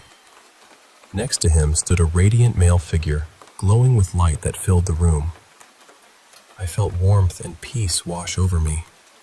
I told Mom not to worry, that my guardian angel and his companion were right there. She looked confused, and my sister Grace didn't see them either. They wheeled me into the OR, gave me medicine to sleep, and I floated above my body, watching the doctor's work. The man in orange extended his hand, and the angel smiled reassuringly. I overheard the doctor say his own daughter was very sick and needed an important operation soon. The angel nodded and smiled. Moments later, I returned to my body and woke up to Mom's tearful smile. The doctor said I'd need more surgeries and might limp, but I was lucky it wasn't worse. Since no regular rooms were free, they put me in the pediatric burn ward. It smelled strange and was chilly. The bed was a big metal crib with bars like a cage. The other girls had sad stories. One caught her nightgown on fire, another played with matches, things I didn't understand.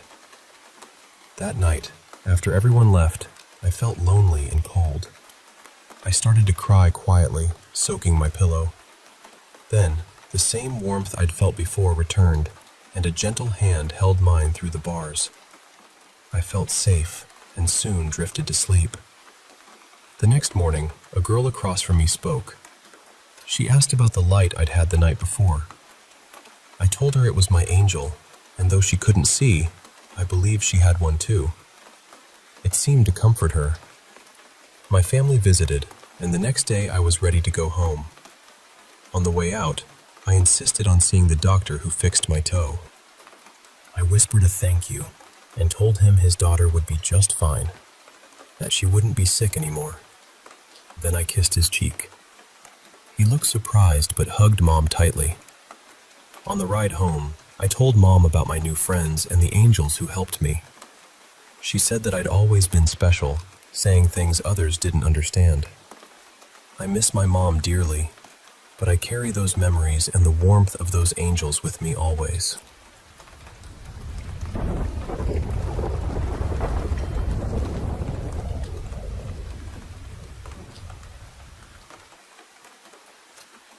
My name in this story is Anya. This happened back in 2023, sometime between June and August, around the time of the blue moon. I was still in college then, and one evening, my friend Mara and I were walking to one of our seniors' rooms for dinner. It was a few days after the blue moon, and I remember the two of us stepping outside and suddenly feeling something. I don't really know how to explain it. It wasn't a sound, and it wasn't something we saw. It was more like the air shifted around us, like something brushed past a part of us we didn't know could feel. We both noticed it at the exact same time, but neither of us said anything. We just acted normal. At that point, Mara and I were friends, but we weren't close enough to casually say, "Hey, did you also feel something strange and impossible just now?" So we kept walking. We kept quiet. And honestly, I think both of us were hoping it was nothing. But after that night, things started happening. I began feeling like something had attached itself to me. I could feel it poking me, especially around my back, and with it came this coldness. Not normal cold. Not the kind you feel from weather or air conditioning. This was deeper than that. It felt like the cold had slipped under my skin and settled into my bones. I started wondering if maybe we had stepped into something we weren't supposed to. Like, for a brief moment, the two worlds had a crack between them, and somehow Mara and I had noticed it. After that, I became aware of energies around me. I never saw them physically with my eyes, but if I focused, I could see their shapes in my mind. Almost like my mind's eye was picking up what my actual eyes couldn't. At first, I genuinely thought I might be losing it. I thought maybe I was imagining things, or maybe stress was getting to me, or maybe there was something wrong with me. But then Mara started reacting to the same things I was feeling. Not once, not vaguely, repeatedly. We finally started talking about it, very quietly and carefully, like saying it too loudly would make it more real. Both of us admitted we had been scared. Both of us had wondered if we were going crazy. So we tested each other. One day, during class, I felt that same poking sensation in my back. I didn't say anything to Mara. I just sat there, trying to ignore it. Then she leaned toward me and whispered, "Does your back hurt?" I froze. I tried not to show how shaken I was, so I whispered back, "Why do you ask?" She didn't answer right away. She looked past me, toward the space behind my chair. Then she looked down, and that was the moment I knew we weren't imagining it, because in my mind, I could see someone crouching behind me, poking my back. It felt like a woman, or something close to one. Not angry, not threatening, just curious, almost childlike. Like it was poking me because it could. Later, Mara described the exact same thing to me. She said it didn't feel malicious. It didn't seem like it wanted to harm me. It was just there, crouched low, poking at me. And that was exactly what I had sensed. After that, we began to understand that I seemed to attract these energies, while Mara was better at sensing them and seeing them in her mind.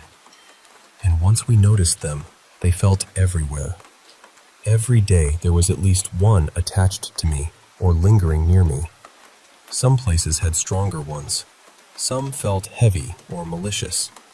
Some felt natural, almost ancient, like they belonged to the place itself. We also started noticing them around other people. Some people had energies attached to them that felt protective. Some had ones that seemed to work for them somehow. Others felt like they were being used, like something was treating them as a vessel or feeding off something from them. We met people who seemed to amplify these energies without knowing it. Some people seemed to neutralize them, and a few people, somehow, could push them away completely. To this day, I still don't know exactly what Mara and I experienced. Now, we mostly keep that part of our minds closed. We act ignorant. We don't talk about it unless we absolutely have to. It was the most draining, confusing, nauseating period of my life, and I don't say that lightly. But I do believe Mara is protected by one or more of the energies I mentioned. Whatever protects her is very strong and very watchful. I also believe I'm safe and alive today because of her. We've had other strange and paranormal things happen to us and to people we know, but this is the one story we keep coming back to. Because even now, after everything, we still want to know what really happened to us.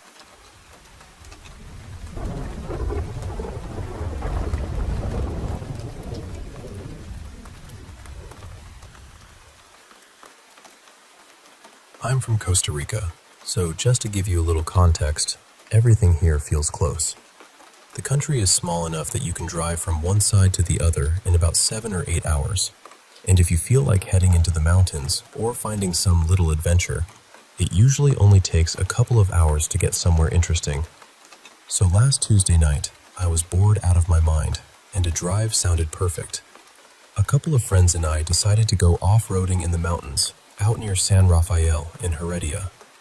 There's this place people call Finca Dos, and it's basically a big 4x4 area where people go to mess around in the mud, try trails, and just enjoy the cars for a while. The thing is, once you get up there, it feels really isolated. During the day, there are tourist spots, reserves, and private properties around, but at night it's different. It gets quiet in a way that makes every sound feel louder. When we arrived, something already felt a little strange. The first thing we noticed was a light far off in the distance. We couldn't tell what it was. Maybe a motorcycle, maybe a guard from one of the nearby properties, or maybe someone on a bike. At the time, none of us thought much of it, but it stayed in the back of my mind. We spent some time driving the trails and playing around in the mud. Everything was normal for a while, until we started getting ready to leave. That's when a guy in another off-road vehicle came flying past us on the dirt road. He was going way too fast for that area, especially at night.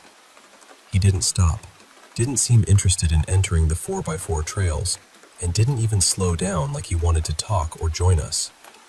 It wasn't exactly terrifying, but it felt wrong. There was no reason to drive like that on a dark mountain road in the middle of nowhere. Then came the weirdest part. We were already outside the main area, getting ready to head home, when out of nowhere, a man on a bicycle came walking out from the trees. Now, people do ride bikes around there. That part isn't impossible. But this was around 11 at night, on a weekday, deep in the mountains. And what really bothered me was that he was completely clean and dry. That area is known for mud, off-road trails, and mountain biking paths. We had been out there long enough to know that anyone coming through those trails should have had at least some mud on them. But he didn't. He had lights, a helmet, and protective gear, so he looked prepared. Still, it felt like he had just appeared. Not arrived. Appeared. My friends and I didn't say much at first, but we all seemed to understand the same thing at the same time. That was our sign to leave. Up to that point, I wouldn't have called anything paranormal. Strange, yes. Uncomfortable, definitely. But not paranormal. What changed my mind was what happened on the way down. There is only one road in and one road out of that place. And after that, there's one main road that leads from the mountains back toward the nearest town. We drove slowly enough to be careful, but fast enough that there's no way someone on a bicycle should have disappeared ahead of us. And yet, we never saw him. Not on the side of the road, not riding downhill, not stopped anywhere. Nothing. A guy on a bike should not have been faster than a car on that road, especially with all the curves and sharp turns. But somehow, he was just gone. And that's the part I still can't explain.